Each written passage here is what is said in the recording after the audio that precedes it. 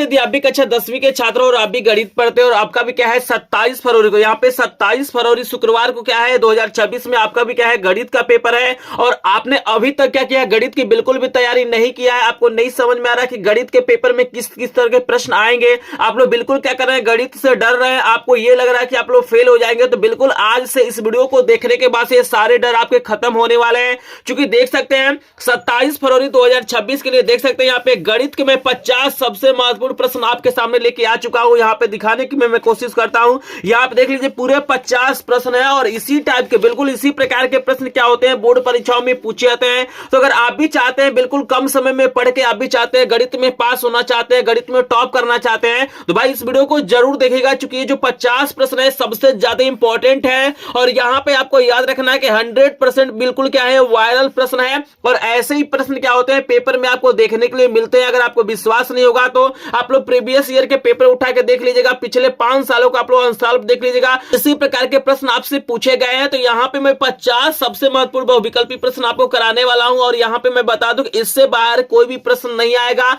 यहाँ पे मात्र 50 प्रश्न तैयार कर लेते हैं, इनको देख लेते हैं, इनको सॉल्व करने का तरीका सीख लेते हैं, तो इसी में से कोई ना कोई 20 प्रश्न क्या होगा आपको 27 फरवरी को देखने के लिए मिलेगा। तो स्टार्ट करते हैं और जो 50 सबसे महत्वपूर्ण प्रश्न का सलूशन आपको बता देते हैं। सबसे पहले देखिएगा बिल्कुल इसी प्रकार का प्रश्न आपसे पूछा जाता है, बोर्ड परीक्षा में कई बार ये प्रश्न पूछा गया है। यहाँ पे आपको बताना होता है कि इसका अभाज्य गुणनखंड क्या होगा, तो बिल्कुल आराम से आपको समझना है कि भाई अभाज्य गुणनखंड होता क्या है। यहाँ पे आपको मैं बता देता हूं, जैसे देखिएगा हमारे पास एक संख्या आपको दिया गया है 156, यहाँ पे हमारे पास जो संख्या दिया हुआ है हमारे पास 156 दिया हुआ, कितना दिया हुआ 156, हमें क्या करना है इसका अभाज्य गुणनखंड बताना है। तो यहां पे एक पॉइंट आपको याद रखना है कि अभाज्य संख्या के रूप में इसे तोड़ना है, मतलब आपको अभाज्य संख्या क्या होती है 2 होती है, 3 होती है, 5 होती है, 7 होती है, इस तरीके की संख्याएं होती हैं। तो इसी रूप में क्या करना है इन्हें तोड़ना है। तो आप सभी जानते हैं कि अभाज्य गुणनखंड कैसे ज्ञात किया जाता है, सिंपल ऐसे आपको क्या करना है इन संख्याओं को लिख लेना है और यहाँ पे सिंपली काटना है। जैसे 2 से काटेंगे तो कितना हो जाएगा 2 सते आपका 14 हो जाएगा, एक यहाँ बच रहा है ना, देखिएगा जैसे 15 तो 2 के पहाड़ में नहीं आता है, 14 आता है तो एक बचता है तो इसके आगे हो जाता है, तो यहाँ पे एक बचा तो ये 16 हो जाएगा। तो यहाँ पे देखिए 2 सते 14 हो गया और ये 16 है, तो यहाँ पे क्या लिख देंगे 8 लिख देंगे, देख रहे हैं ना। तो यहाँ पे देखिए फिर 2 से काटिए तो 2 3 6 हो गया, तो एक बचा यहाँ पे, चूंकि 6 हुआ तो एक बचा तो आगे 18 हो जाएगा, तो यहाँ पे क्या हो जाएगा 39 हो जाएगा। फिर देखिए 2 से नहीं कटेगा 3 से कटेगा, तो 3 एकम 3, यहाँ पे 3 तरीकी 9 हो जाएगा। और यहाँ पे देखिए 13 से काटेंगे तो 13 कम कितना हो जाएगा, यहाँ पे 13 हो जाएगा। तो बस यही आपको करना है, मतलब सिंपली आप लोग छोटे क्लासों में काटना तो सीखे ही होंगे, बस ऐसे आपको काट लेना है। तो यहाँ पे ध्यान से देखिएगा 156 को हम लोग क्या लिख सकते हैं, 156 को हम लोग लिख सकते हैं 2 गुणे 2, तो 2 बार ही है तो इसके ऊपर आपको क्या करना है 2 घात लगा देना है। सिंपल याद रखिएगा, यहाँ पे मतलब 2 बार संख्या है तो यहाँ पे 2 घात लगाना है, 3 एक बार है तो 3 को एक बार लिख देना है, 13 एक बार है तो यहाँ पे 13 को एक बार लिख देना है। तो बस यही इसका क्या हो जाएगा अभाज्य गुणनखंड हो जाएगा। याद रखना जब भी आपसे अभाज्य गुणनखंड पूछेगा तो बस इसी रूप में आपको तोड़ लेना है और जो भी आंसर आएगा उस पर क्या करना आपको टिक कर देना है। तो यहाँ पे देख सकते हैं मेरे पास जो क्वेश्चंस दिए गए हैं, यहाँ पे ऑप्शन को हम देख लेते हैं फिर इसको टिक करेंगे। तो यहाँ पे देखिए आपको दिया गया है क्या क्या दिया हुआ है, और 2 गुणे 3 गुणे 13 दिया गया है, फिर 2 पे 2 गुणे 3 गुणे 13 दिया गया है, फिर 2 पे 2 गुणे 3 गुणे 11 दिया गया है, फिर देखिए 2 गुणे 3 पे 2 गुणे 13 दिया गया है। तो यहाँ पे मैंने सॉल्व किया है तो कौन सा ऑप्शन 2 2 बार है, तो 2 2 बार है, 3 एक बार है, 13 एक बार है, तो यहाँ पे बी वाला ऑप्शन क्या हो जाएगा करेक्ट हो जाएगा। ठीक है ना, क्लियर हो रहा है सबको। तो जब भी आपसे अभाज्य गुणनखंड पूछेगा तो इसी तरीके से आपको सिंपली तोड़ लेना है और जो भी आंसर आएगा उसी पे क्या करना आपको टिक कर देना है। क्लियर हो रहा है ये प्रश्न, चलिए आगे चलते हैं। और यहाँ पे देखिएगा दूसरा प्रश्न क्या दिया हुआ है, आपसे सरलतम रूप भी पूछा जाता है, बोर्ड परीक्षाओं में सरलतम रूप पूछा जाता है, मतलब सबसे छोटा, इसका मतलब पूछ रहा है कौन सा रूप होगा। जैसे देखिए आपके पास जो संख्याएं दी गई हैं, 2 संख्याएं दी गई हैं, 148/185 है। तो यहाँ पे हमारे पास जो दूसरा प्रश्न है इसका दिया हुआ है 148/100 क्या दिया हुआ है 85 दिया हुआ है।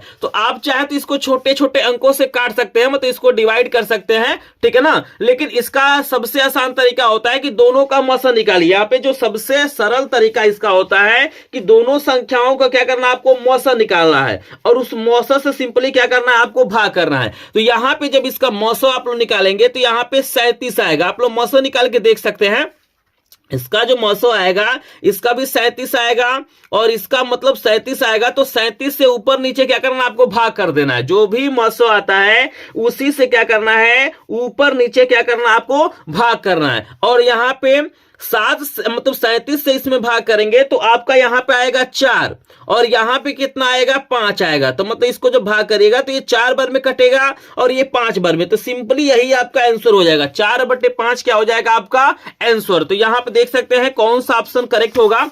तो यहां पे 4/, यहां पर भी बी वाला ऑप्शन करेक्ट है। तो आपको याद रखना है कि जब भी आपको मौसा निकालना होगा तो इस तरीके से क्या कर सकते हैं आप लोग, मौसा निकाल के सिंपली भाग करना है और जो भी आंसर आएगा वही उसका सरलतम रूप हो जाएगा। अगर आप चाहें तो इसको छोटे छोटे मतलब अंकों से काट भी सकते हैं, इसमें कोई दिक्कत नहीं है। आई होप आपको दूसरा प्रश्न भी क्लियर हो गया होगा। अगर आपको मौसा निकालना नहीं आता होगा तो कमेंट सेक्शन में बताइएगा, आपको मैं मौसा निकालना भी बता दूंगा। और यहां पे देखिएगा तीसरा प्रश्न ध्यान से देखिएगा, ये इंपॉर्टेंट प्रश्न है, ऐसे प्रश्न बोर्ड परीक्षाओं में पूछे जाते हैं।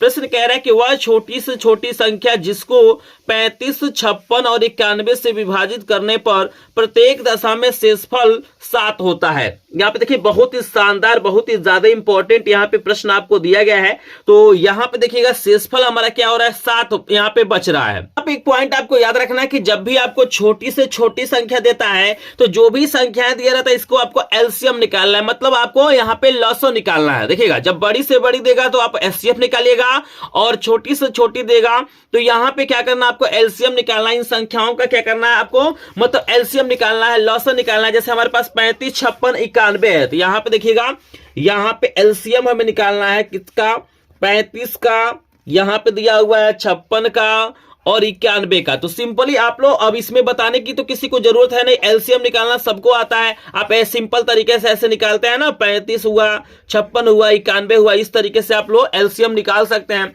और यहां पे जब आप एलसीएम इसका निकालेंगे तो आपका आएगा 36, 40। याद रखिएगा आपका एलसीएम आएगा 3640। ये आपका एलसीएम है, ये आंसर नहीं है। याद रखना ये आपका आंसर नहीं है, आपका उत्तर नहीं है, क्योंकि यहां पे लिखा हुआ है, देखिएगा कि वह छोटी से छोटी संख्या ज्ञात करो और जिसे 35, 56 और 91 से विभाजित करने पे प्रत्येक दशा में शेषफल 7 बच जा रहा है। तो भाई 7 बच रहा है तो यहां पे इसमें क्या करना पड़ेगा, 7 आपको जोड़ना पड़ेगा। जो शेषफल होता है उसे क्या करना पड़ेगा, इसमें जोड़ना पड़ेगा। तो 36 यहां पे क्या हो जाएगा, 47। यही आपका क्या हो जाएगा, आंसर हो जाएगा। तो अपने दिमाग में बैठा लीजिएगा कि जो शेषफल होता है, जो शेषफल बचता है, यहां पे एलसीएम में क्या करना पड़ेगा, जोड़ना पड़ेगा, तभी जाके क्या होगा, आपका आंसर आएगा। तो यहाँ पे 36, 47 देखिएगा कौन सा ऑप्शन करेक्ट हो रहा है। तो 36, 47 यहाँ पे सी वाला ऑप्शन क्या हो रहा है, करेक्ट हो रहा है। यहाँ पे देख रहे हैं एलसीएम वाला भी दिया गया है 36, 40। तो यहाँ पे आपको ये नहीं करना है, मतलब जो आपका शेषफल है उसे इसमें क्या करना पड़ेगा, जोड़ना पड़ेगा। आई होप समझ में आ रहा है। 50 प्रश्न केवल देख लीजिएगा, अगर जो प्रश्न आपको नहीं समझ में आ रहा अपने अनुसार भी उसको तैयार कर लीजिएगा, लेकिन इन प्रश्नों को जरूर देखिएगा और यहाँ पे अपने आप को पहचानिए कि इसमें से कितने प्रश्न आपको तैयार हैं। क्योंकि यहाँ पे जो प्रश्न मैंने 50 लिया है यही प्रश्न लगातार क्या होते हैं, बोर्ड परीक्षा में पूछे जाते हैं। तो इसको ध्यान से देखिएगा। और यहाँ पे मैं चौथा प्रश्न भी आपको दिखाने की कोशिश करता हूं। चौथा प्रश्न बहुत ही ज्यादा इंपॉर्टेंट है और यहाँ पे 100% है कि एक प्रश्न इसमें बोर्ड परीक्षा में आता ही आता है। तो इसको दिमाग में बैठा लीजिएगा। जैसे आपको यहाँ पे दो संख्याएं दिया गया है, 252, 594 का आपको एचसीएफ दिया हुआ है, 918 दिया हुआ है। तो बोल रहा है कि भाई इसका एलसीएम ज्ञात करो। तो आप लोग को याद रखना है कि यहाँ पे एक सिंपल सा आप लोग सूत्र जानते होंगे। क्या जानते होंगे कि पहली संख्या गुणे दूसरी संख्या बराबर आपका होता है एलसीएम गुणे आपका होता है एचसीएफ। और यहां पे देखिएगा बोर्ड परीक्षा में हो सकता है कि आपको एलसीएम दे दे, एचसीएफ पूछ दे, आपको हो सकता है कि एलसीएम दे दे, एचसीएफ दे दे, एक संख्या दे दे, दूसरी संख्या दे दे। तो इस तरीके से बहुत सारे प्रश्न बनते हैं। तो यहां पे पक्षांतर कर करके फार्मूला निकाल सकते हैं। जैसे देखिए अगर हमें दूसरी संख्या दिया हुआ है, एलसीएम दिया है, एचसीएफ दिया है, तो यहाँ पे क्या हो जाएगा, इससे भाग हो जाएगा इसमें, तो हमारा पहली संख्या निकल जाएगा। लेकिन एलसीएम पूछ रहा है तो यहाँ पे देखिए एलसीएम बराबर क्या हो जाएगा, ये देखिएगा गुणा है तो इधर जाएगा तो भाग हो जाएगा। तो यानी पहली संख्या गुणे दूसरी संख्या बट्टे क्या हो जाएगा, एचसीएफ हो जाएगा। ये सिंपल से क्या हो जाएगा, आपका फार्मूला हो जाएगा। यहाँ पे देखिएगा हमारे पास पहली संख्या है, दूसरी संख्या है, एचसीएफ है, एलसीएम हमें ज्ञात करना है। तो यहां पे चलिए इस फार्मूले में रखते हैं। तो हमारा देखिएगा थोड़ा सा और इसको ऊपर कर लेते हैं और आपको दिखाते हैं कि कैसे रखेंगे। तो यहां पे देखिए हम लिखेंगे एलसीएम बराबर पहली संख्या मेरे पास कितना है 200, आप देख सकते हैं 52 दिया हुआ है। कितना दिया हुआ है 252, तो यहां पे लिख लेते हैं 252। दूसरी संख्या कितना है 594 बटे एचसीएफ कितना है मेरा 18 है। एचसीएफ कितना है 18 है। यहां पे आप लोग देख सकते हैं ये जो प्रश्न नंबर 4 है वो बहुत ही ज्यादा क्या है इंपॉर्टेंट है।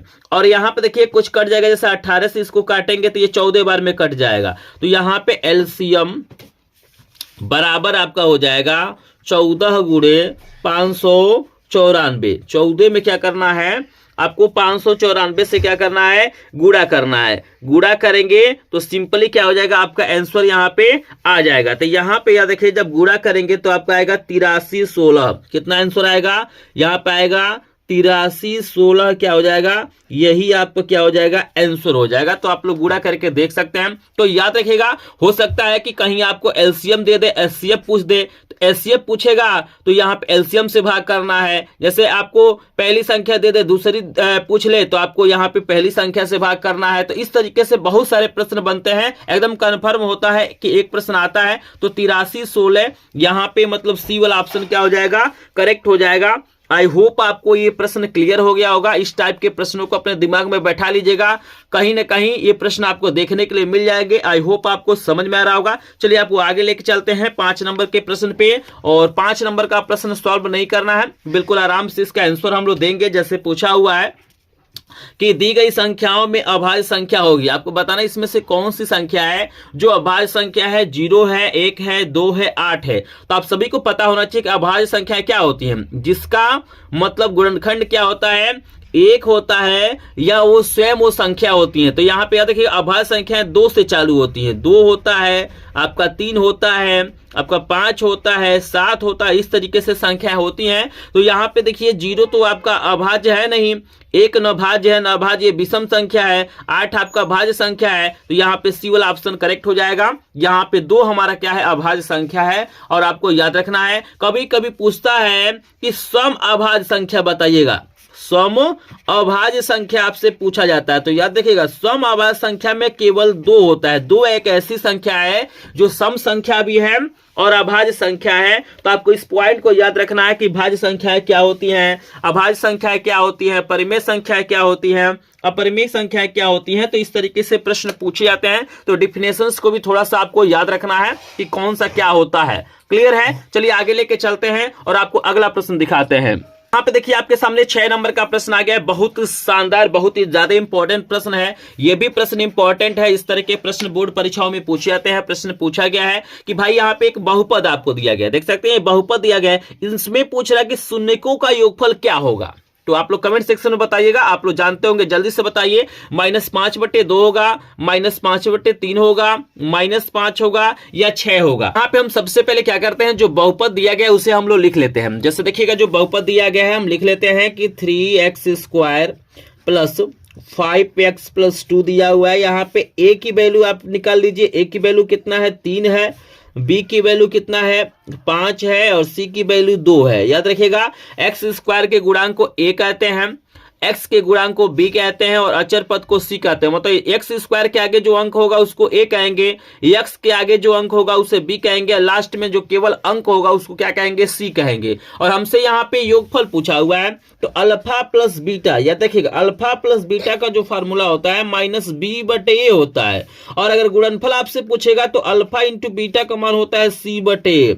तो याद रखिएगा 2 फार्मूला आपको दिमाग में बैठा लेना है, योगफल का और गुणनफल का। तो हमसे यहाँ पे योगफल पूछा हुआ है। तो b की वैल्यू कितना है 5 है और आगे माइनस है तो -5 हो जाएगा।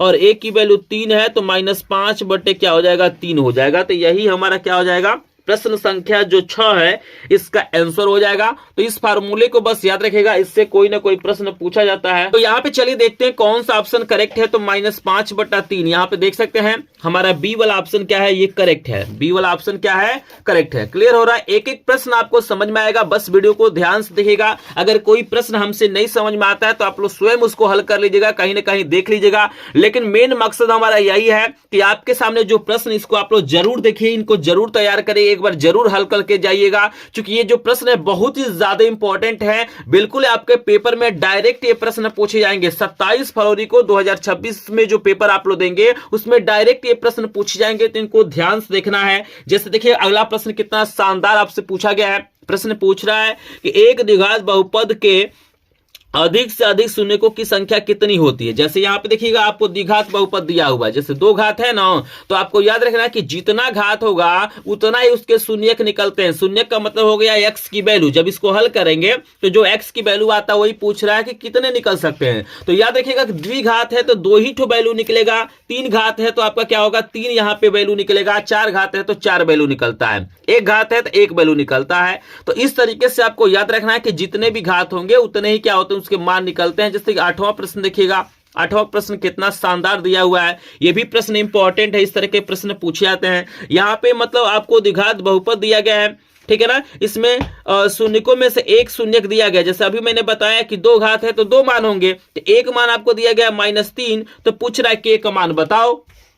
तो आप लोग कमेंट में बताइएगा। फिलहाल इसको मैं सॉल्व करके भी आपको दिखाऊंगा, तो आप लोग कमेंट में बताइए कि इसकी कितनी आंसर आ सकता है। तो यहाँ पे हम लिख लेते हैं k-1 दिया हुआ है, x² है प्लस kx प्लस 1 है, और यहाँ पे वैल्यू निकालने के लिए इसके शेषफल को 0 मानना पड़ेगा। और यहाँ पे देखिए x की एक वैल्यू दिया हुआ है, x बराबर आपको रख लेना है -3। एक दिया हुआ है ना, एक शून्य दिया हुआ है -3। अब इसी को हल करिए तो देखिए k-1 तो रहेगा ही, यहाँ पे हो जाएगा -3 का होल स्क्वायर प्लस k गुणे -3 प्लस 1 इक्वल टू 0। कुछ नहीं किया गया है, जो मान दिया गया है, जैसे x की वैल्यू -3 दी गई है, शून्य का मतलब x की वैल्यू, और k का पूछ रहा है तो यहाँ पे वैल्यू को रखा गया है।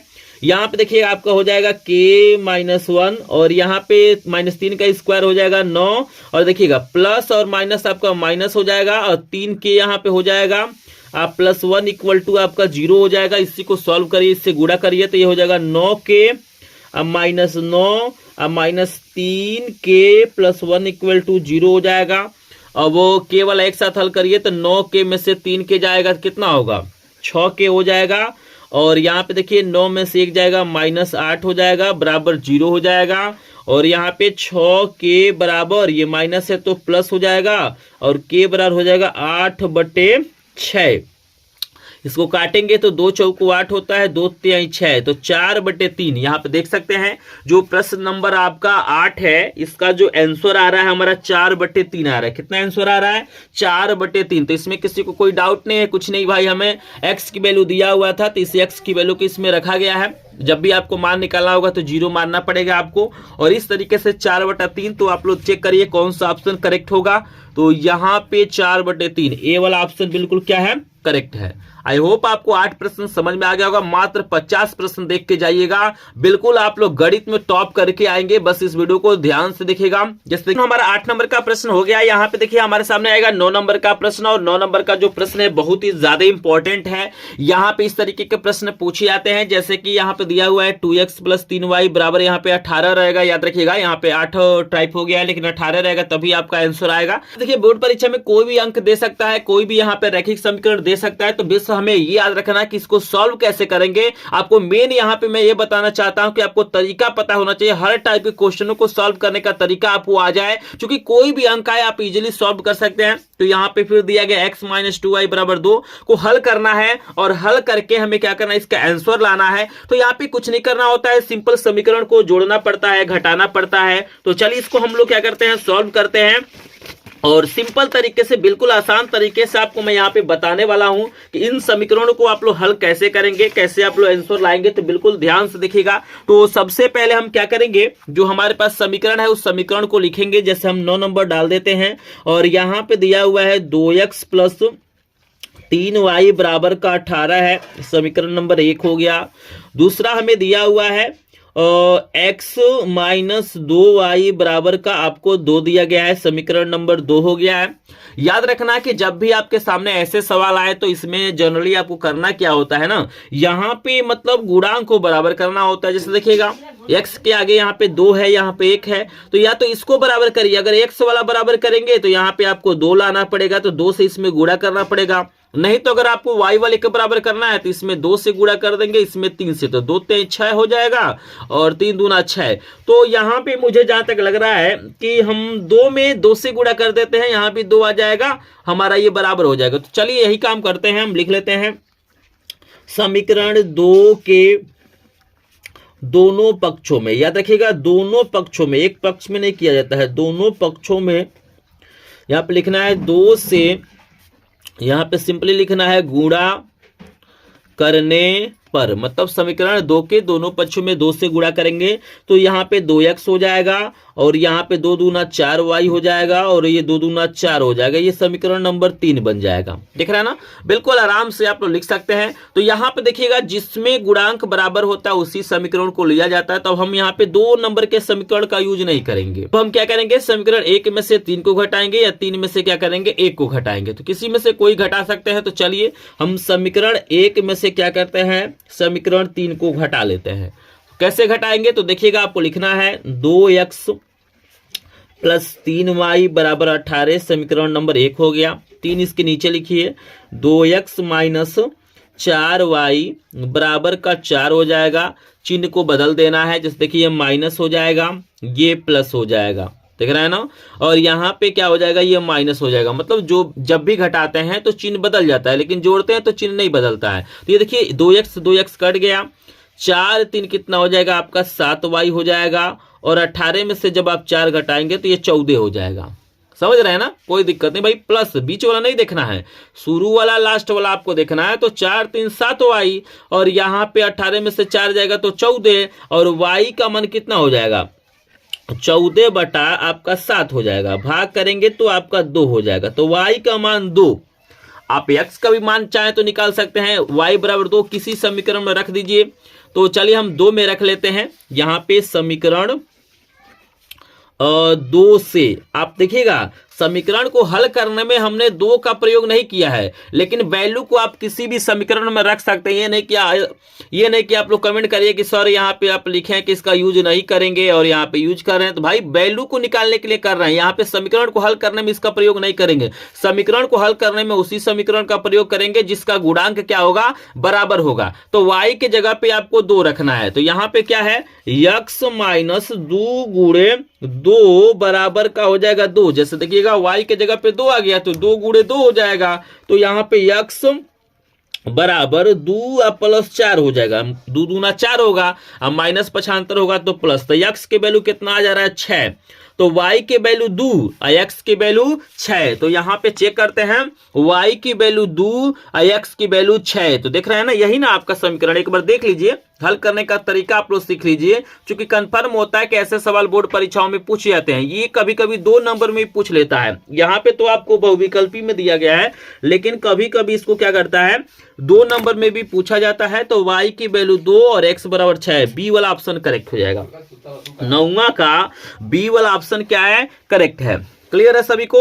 अब चलिए 10 नंबर का प्रश्न बता देते हैं। इसको हल भी कर सकते हैं और इसको बिना हल किए हुए भी बता सकते हैं। जैसे प्रश्न दिया गया है कि 2 संख्याओं का योगफल 8 है, उनका अंतर 2 है, तो संख्याएं बताइए। इसको आप लोग हल कर सकते हैं, अब बिना हल किए हुए बता सकते हैं। देखिए इनमें से जोड़िए, किस संख्या को जोड़ने पे 8 आ रहा है और घटाने पे 2 आ रहा है। देखिए तो 6 और 2 8 हो रहा है, लेकिन 6 में से 2 घटाएंगे तो 4 आ रहा है, अंतर 2 नहीं आ रहा है। यहाँ पे देखिए 7 3 10 हो रहा है, ये तो होगा नहीं, ये भी नहीं होगा।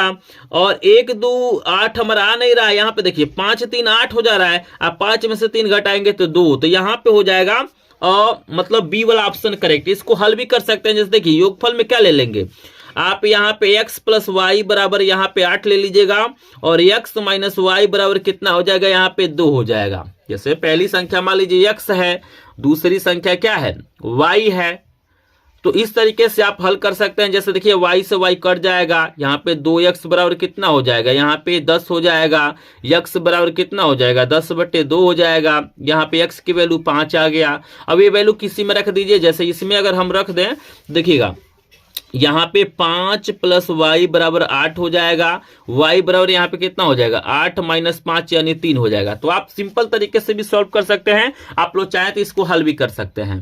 क्लियर हो रहा है सभी को? चलिए आगे बढ़ते हैं। 10 तक क्लियर हो गया होगा, थोड़ा सा एक बार कमेंट में बता दीजिए। तो 10 नंबर प्रश्न अगर क्लियर हो गया होगा तो कमेंट में आप लोग बता दीजिए कि इस वीडियो को देखने के बाद से कि कितने प्रश्न आपको यहाँ पे 10 में से समझ में आ गए, मतलब कितने प्रश्नों का आंसर आपने सही दिया है, चाहे इस वीडियो को देखने के बाद से आपको तैयार हो गए हैं। तो जल्दी से बताइए, जल्दी से कमेंट बॉक्स में बताइएगा। और यहाँ पे बता दो कि जो लोग लगभग 5+ प्रश्नों के आंसर सही दिए हैं, 5+ प्रश्न आपको तैयार हो गए हैं, तो आप लोग गणित में बढ़िया नंबर पाएंगे। 27 फरवरी को गणित में बढ़िया नंबर पाएंगे। अगर आपको नहीं तैयार हुए हैं तो आपको तैयारी करने की जरूरत है। लेकिन अभी तक जो लोग वीडियो को लाइक नहीं किए होंगे प्लीज वीडियो को लाइक कर देंगे। चैनल पे पहली बार आए होंगे तो चैनल को सब्सक्राइब जरूर करेंगे। और इस वीडियो का एक छोटा सा टारगेट है, 50 प्रश्न है, तो इस वीडियो का टारगेट है 50 लाइक। देखते हैं कितनी जल्दी आप लोग लाइक को कंप्लीट कर देते हैं। तो 10 प्रश्न खत्म हो गया है, जल्दी से 10 लाइक कंप्लीट करेंगे, आगे बढ़ेंगे। एक एक प्रश्न दिखाऊंगा, पूरा चैप्टर का यहाँ पे प्रश्न दिखाऊंगा, शुरू से लेके लास्ट तक जितने भी प्रश्न हैं, जितने भी चैप्टर हैं, सभी चैप्टरों के इंपॉर्टेंट प्रश्न कराऊंगा। कोई भी चैप्टर आपके नहीं छूटेंगे। आप लोग देख रहे होंगे अभी मैं पहला चैप्टर, दूसरा चैप्टर आपको करा रहा हूं, अभी तीसरे चैप्टर के इंपॉर्टेंट प्रश्न आएंगे, चौथे के आएंगे, यानी पूरे किताब के यहाँ पे इंपॉर्टेंट प्रश्न दिए गए हैं जो बोर्ड परीक्षाओं में पूछे जाते हैं। देखिएगा आपके सामने 10 के बाद से 11 नंबर का प्रश्न आ गया और यहाँ पे तो अब बिल्कुल आप लोग यहाँ पे आंसर बता सकते हैं। इस प्रश्न को बिल्कुल आपको समीकरण हल करना तो समझ में आ गया होगा। यहाँ पे देखिए कितना शानदार अभी मैंने बताया है, बिल्कुल उसी प्रकार का प्रश्न दिया गया है। यहाँ पे 2 रैखिक समीकरण दिए गए हैं, x - y बराबर 2 दिया गया है और x + y बराबर 2 दिया गया है। इसको हल करके आपको बताना है कि इसका मान कितना आएगा। तो अपने आप को टेस्ट करिए, जल्दी से हल करिए। अभी मैंने आपको समीकरण को हल करना बताया, यहाँ पे कुछ नहीं करना है। यहाँ पे देखिए इसके भी गुणांक बराबर है, इसके भी गुणांक बराबर है। अगर x वाले को आप देखेंगे तो यहाँ पे समीकरण को घटाना पड़ेगा, y वाले को देखेंगे तो समीकरण को जोड़ना पड़ेगा। चूंकि विपरीत चिन्ह है तो जोड़ते हैं तो चिन्ह में कोई परिवर्तन नहीं करते हैं। y से y कट जाएगा, ये 2x हो जाएगा और इसको जोड़ेंगे तो 4 हो जाएगा, गुणा है भाग होगा तो x की वैल्यू हो जाएगा 4/2, यानी यहाँ पे 2 आंसर आ जाएगा। और इस वैल्यू को किसी में भर दीजिए, किसी भी समीकरण में भरेंगे तो आपका आंसर आ जाएगा। तो हम 2 में भर लेते हैं, तो यहाँ पे देखिएगा x के जगह पे आपको 2 हो जाएगा प्लस y और बराबर का 2 और y बराबर हो जाएगा 2 - 2 यानी 0 हो जाएगा। तो x की वैल्यू 2, y की वैल्यू 0, x की वैल्यू 2, y की वैल्यू 0। जल्दी से बताइए कौन सा ऑप्शन करेक्ट है। x की वैल्यू 2, y की वैल्यू 0, तो यहाँ पे b वाला ऑप्शन क्या हो जाएगा, करेक्ट हो जाएगा। देख रहे हैं कितना आसान यहाँ पे प्रश्न पूछा गया है। और यहाँ पे देखिए इस टाइप का प्रश्न आपने बताया है, चूंकि यहाँ पे प्रश्नों को इसलिए रिपीट किया जाता है क्योंकि ये प्रश्न बहुत ही ज्यादा इंपॉर्टेंट है, ताकि आप लोग बार बार इसको प्रैक्टिस कर ले, इसीलिए इस टाइप के प्रश्नों को आपको 2 कराया जा रहा है। जैसे देखिएगा यहाँ पे मूलों का योगफल बताना, अभी मैंने बताया है, याद रखिएगा। ये प्रश्न दोबारा इसलिए आया है, मतलब ये टाइप मतलब वही है लेकिन अंक अलग अलग है, ताकि आप लोग को समझ में आ गया है कि नहीं, आप लोग बढ़िया से कमेंट कर रहे हैं कि नहीं, सही आंसर दे रहे हैं कि नहीं, तो अपने आप को पहचानते रहिए। देखिए 12 नंबर का प्रश्न आपके पास दिया गया है कि 5x² - 3x + 2 बराबर क्या है, 0 है। a की वैल्यू आपको दिया हुआ है 5, b की वैल्यू आपको दिया गया है -3, c की वैल्यू दिया गया है 2। तो अब बताइए मूलों का योगफल बताइए, फटाक दे अभी बताइए। अभी मैंने आपको फार्मूला बताया, इसका होता है -b/a।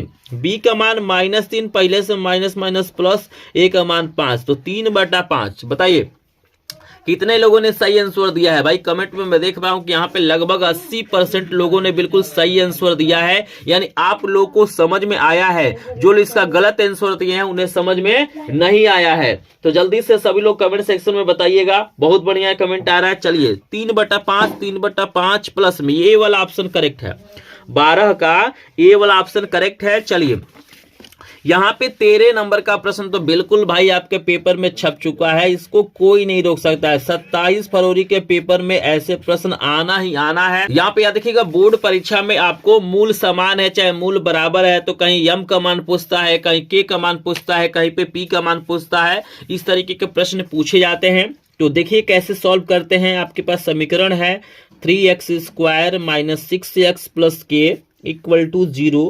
याद रखिएगा जब भी आपको मूल समान दे, मूल बराबर दे, ठीक है ना, तो याद रखिएगा यहाँ पे जो विविधकर होता है ना, फार्मूला होता है बी स्क्वायर माइनस 4ac, इसकी वैल्यू क्या होती है, 0 होती है।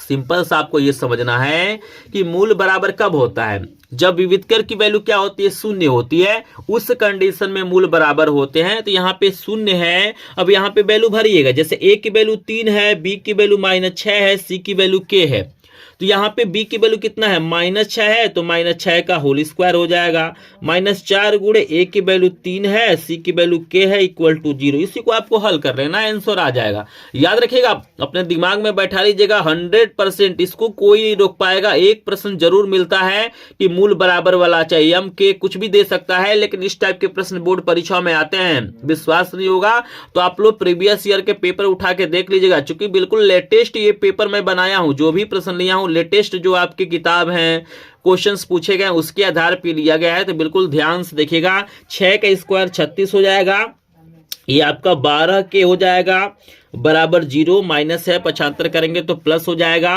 और 12 के बराबर हो जाएगा 36, और के बराबर यहाँ पे हो जाएगा 36/12। अब 12 ये आपका होता है 36, 3 बार में 1 कट जाएगा, तो के का मान कितना आ रहा है, 3 आ रहा है। तो यहाँ पे चलिए हम लोग देख लेते हैं कि भाई 13 नंबर प्रश्न का कौन सा ऑप्शन करेक्ट होगा। तो यहाँ पे 3 आया है, तो यहाँ पे कौन सा, ए वाला ऑप्शन करेक्ट है। भाई बार बार मैं बता रहा हूं, इस टाइप के प्रश्नों को देख लीजिएगा, मूल बराबर मूल समान वाले प्रश्न पूछे जाते हैं। चलिए यहाँ पे 14 नंबर का प्रश्न बहुत ही ज्यादा इंपॉर्टेंट आपको दे दिया गया है। यहाँ पे आपको मतलब एक समीकरण दिया गया है, कह रहा है कि कोई वास्तविक मूल नहीं, मतलब किस कंडीशन में कोई भी मूल क्या होते हैं, वास्तविक नहीं होते हैं। तो यहाँ पे देखिएगा मतलब बहुत सारा ऑप्शन दिया गया है, लेकिन याद रखना है कि यहाँ पे जो प्रश्न नंबर 14 है, इसका जो अगर हम करेक्ट आंसर की बात करेंगे तो यहाँ पे 4 से छोटे जो भी वैल्यू होंगे, मतलब ये वाला बी वाला ऑप्शन करेक्ट है। तो यहाँ पे याद रखिएगा 4 से जो भी छोटे मूल होंगे वही क्या होंगे, मतलब वास्तविक नहीं होंगे। स्क्रीन पे मैं यहाँ पे लगा देता हूँ, देख लीजिएगा, इसका सोल्यूशन बिल्कुल आराम से कर सकते हैं। यहाँ पे चलिए 15 नंबर का प्रश्न बहुत ही ज्यादा इंपॉर्टेंट आपसे पूछ लिया गया भाई, इसको ध्यान से देखिएगा। प्रश्न पूछा गया है कि एक समांतर श्रेणी आपको दिया गया, इसका पूछ रहा है कि सर्वांतर होगा, बताइए। बहुत ही शानदार प्रश्न है। सर्वांतर डी बराबर होता है a2 माइनस a1, मतलब दूसरे वाले में से आपको पहले वाले पद को घटाना है। तो घटाइए सभी लोग, बताइए कौन सा ऑप्शन करेक्ट हो जाएगा। दूसरा पद कितना है, 1 है, इसमें से 3 को घटाना है तो कितना हो जाएगा, -2 हो जाएगा। आपका करेक्ट आंसर -2, यानी सी वाला ऑप्शन क्या हो जाएगा, करेक्ट हो जाएगा। समझ में आ रहा है, 15 प्रश्न क्लियर हो गया। 50 प्रश्न, केवल 50 प्रश्न का टाइप देख लीजिएगा, बिल्कुल इसी टाइप का प्रश्न आएगा बोर्ड परीक्षा में। यहां पे अपने आप को आप पहचान सकते हैं कि आपकी गणित की कितनी तैयारी हुई है।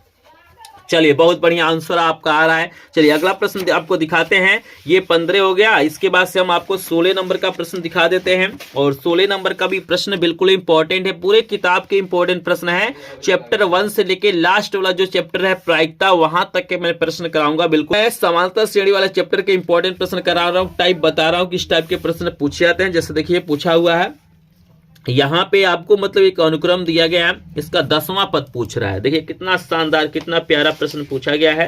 तो ध्यान से देखिएगा और जल्दी से सभी लोग कमेंट सेक्शन में भी बताइए कौन सा ऑप्शन यहाँ पे करेक्ट हो जाएगा। तो चलिए यहाँ पे हम क्या करते हैं, पहले उस अनुक्रम को लिखते हैं।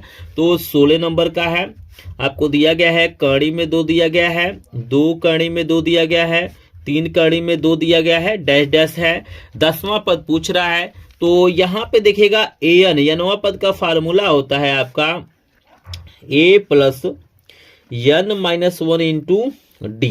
ध्यान से देखिएगा, यनवा पद का फार्मूला होता है, मतलब 10वां पद निकालना है प्रारंभ से, तो फार्मूला होता है a plus n-1 into D. तो अगर यहाँ पे आप लोग ध्यान देंगे तो यहाँ पे देखिएगा मतलब a की वैल्यू का मतलब होता है प्रथम पद, a का जो हमारा मान दिया हुआ है ये आपका कड़ी में 2 दिया गया है। d का मान होता है कि मतलब दूसरे वाले में से पहले वाले को घटाएंगे, तो 2 यहाँ है, 1 यहाँ है, तो जब 2 में से 1 घटाएंगे तो आपका ये भी आ जाएगा, कड़ी में 2 आ जाएगा।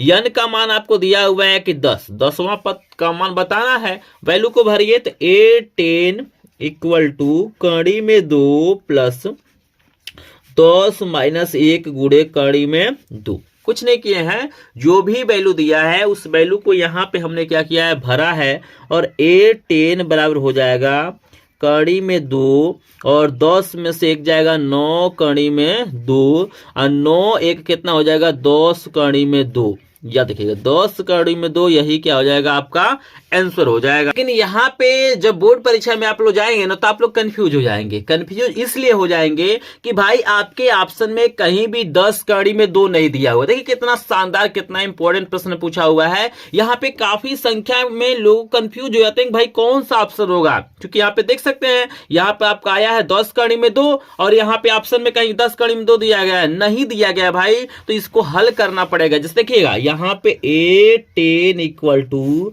अब 10 कड़ी में 2 है तो यह देखिएगा ये बाहर कैसे निकला होगा।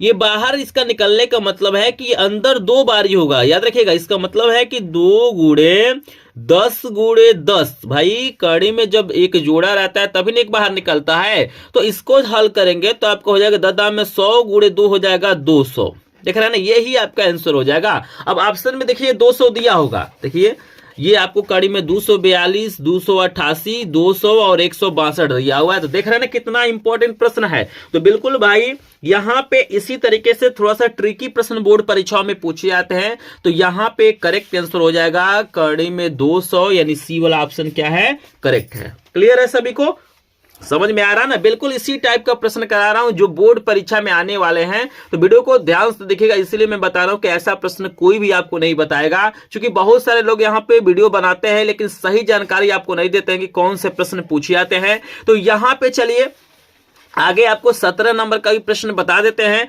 लेकिन ध्यान से देखिएगा दोनों प्रश्नों में अंतर है। यहां पे प्रारंभ से 10वां पद पूछ रहा है और यहां पे पूछ रहा है, जैसे प्रारंभ से मतलब है कि 1 2 3 4 5 6 10 नंबर पे कौन सा पद आएगा, और यहाँ पे अंत से पूछ रहा है, मतलब पीछे से पूछ रहा है। जैसे लास्ट वाला 254 है तो पीछे से 10 नंबर पे कौन सा आएगा, ये प्रारंभ से पूछ रहा है और ये अंत से पूछ रहा है। तो चलिए ये भी आला बता देता हूं कि बोर्ड परीक्षा में आएगा तो कैसे आप लोग सॉल्व करेंगे।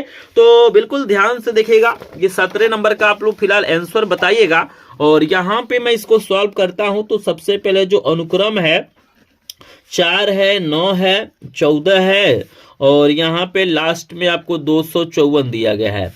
तो A की वैल्यू हमारा 4 है और D की वैल्यू सर्वांतर हो जाएगा, 9 में से 4 जाएगा 5 हो जाएगा और अंतिम पद L आपको दिया हुआ है 254।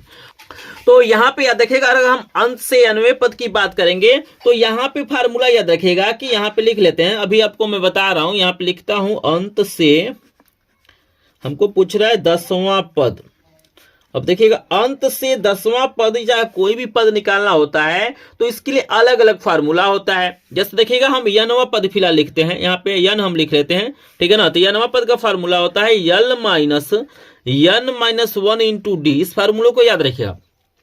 प्रारंभ से n वां पद का भाई मैंने आपको बताया है कि a plus n minus 1 into D होता है, लेकिन अंत से अगर पीछे से आपको 10 नंबर का पद निकालना होता है, चाहे कोई भी पद निकालना होता है, तो यहाँ पे फार्मूला होता है L minus n minus 1 into D. अब ध्यान से देखिए आपके पास क्या है क्या नहीं है, आपके पास क्या है क्या नहीं है। तो यहाँ पे ध्यान से अगर आप लोग देखेंगे तो यहाँ पे सारी चीजें आपको दिया हुआ है। जैसे n की वैल्यू आपको दिया हुआ है 10 दिया हुआ है, 10वें पद में पूछ रहा है। अब सारी वैल्यू है, L की वैल्यू है, n की वैल्यू है, D की वैल्यू है। अब यहाँ पे वैल्यू को पुट कर देना। तो बस शर्तें आपको याद ये रखना है कि प्रारंभ से n वां पद का क्या फार्मूला होगा और अंत से n वां पद का क्या फार्मूला होगा। अब यहाँ पे हमें 10वां पद पूछा गया है तो यहाँ पे इसको ऐसे सेम टू सेम लिखेगा। यहाँ पे 10वां पद हो जाएगा बराबर L की वैल्यू कितना है 254 हो जाएगा, माइनस आपका हो जाएगा 10 माइनस 1 गुणे D का मान कितना है 5। इसी को आपको हल करना है। तो 254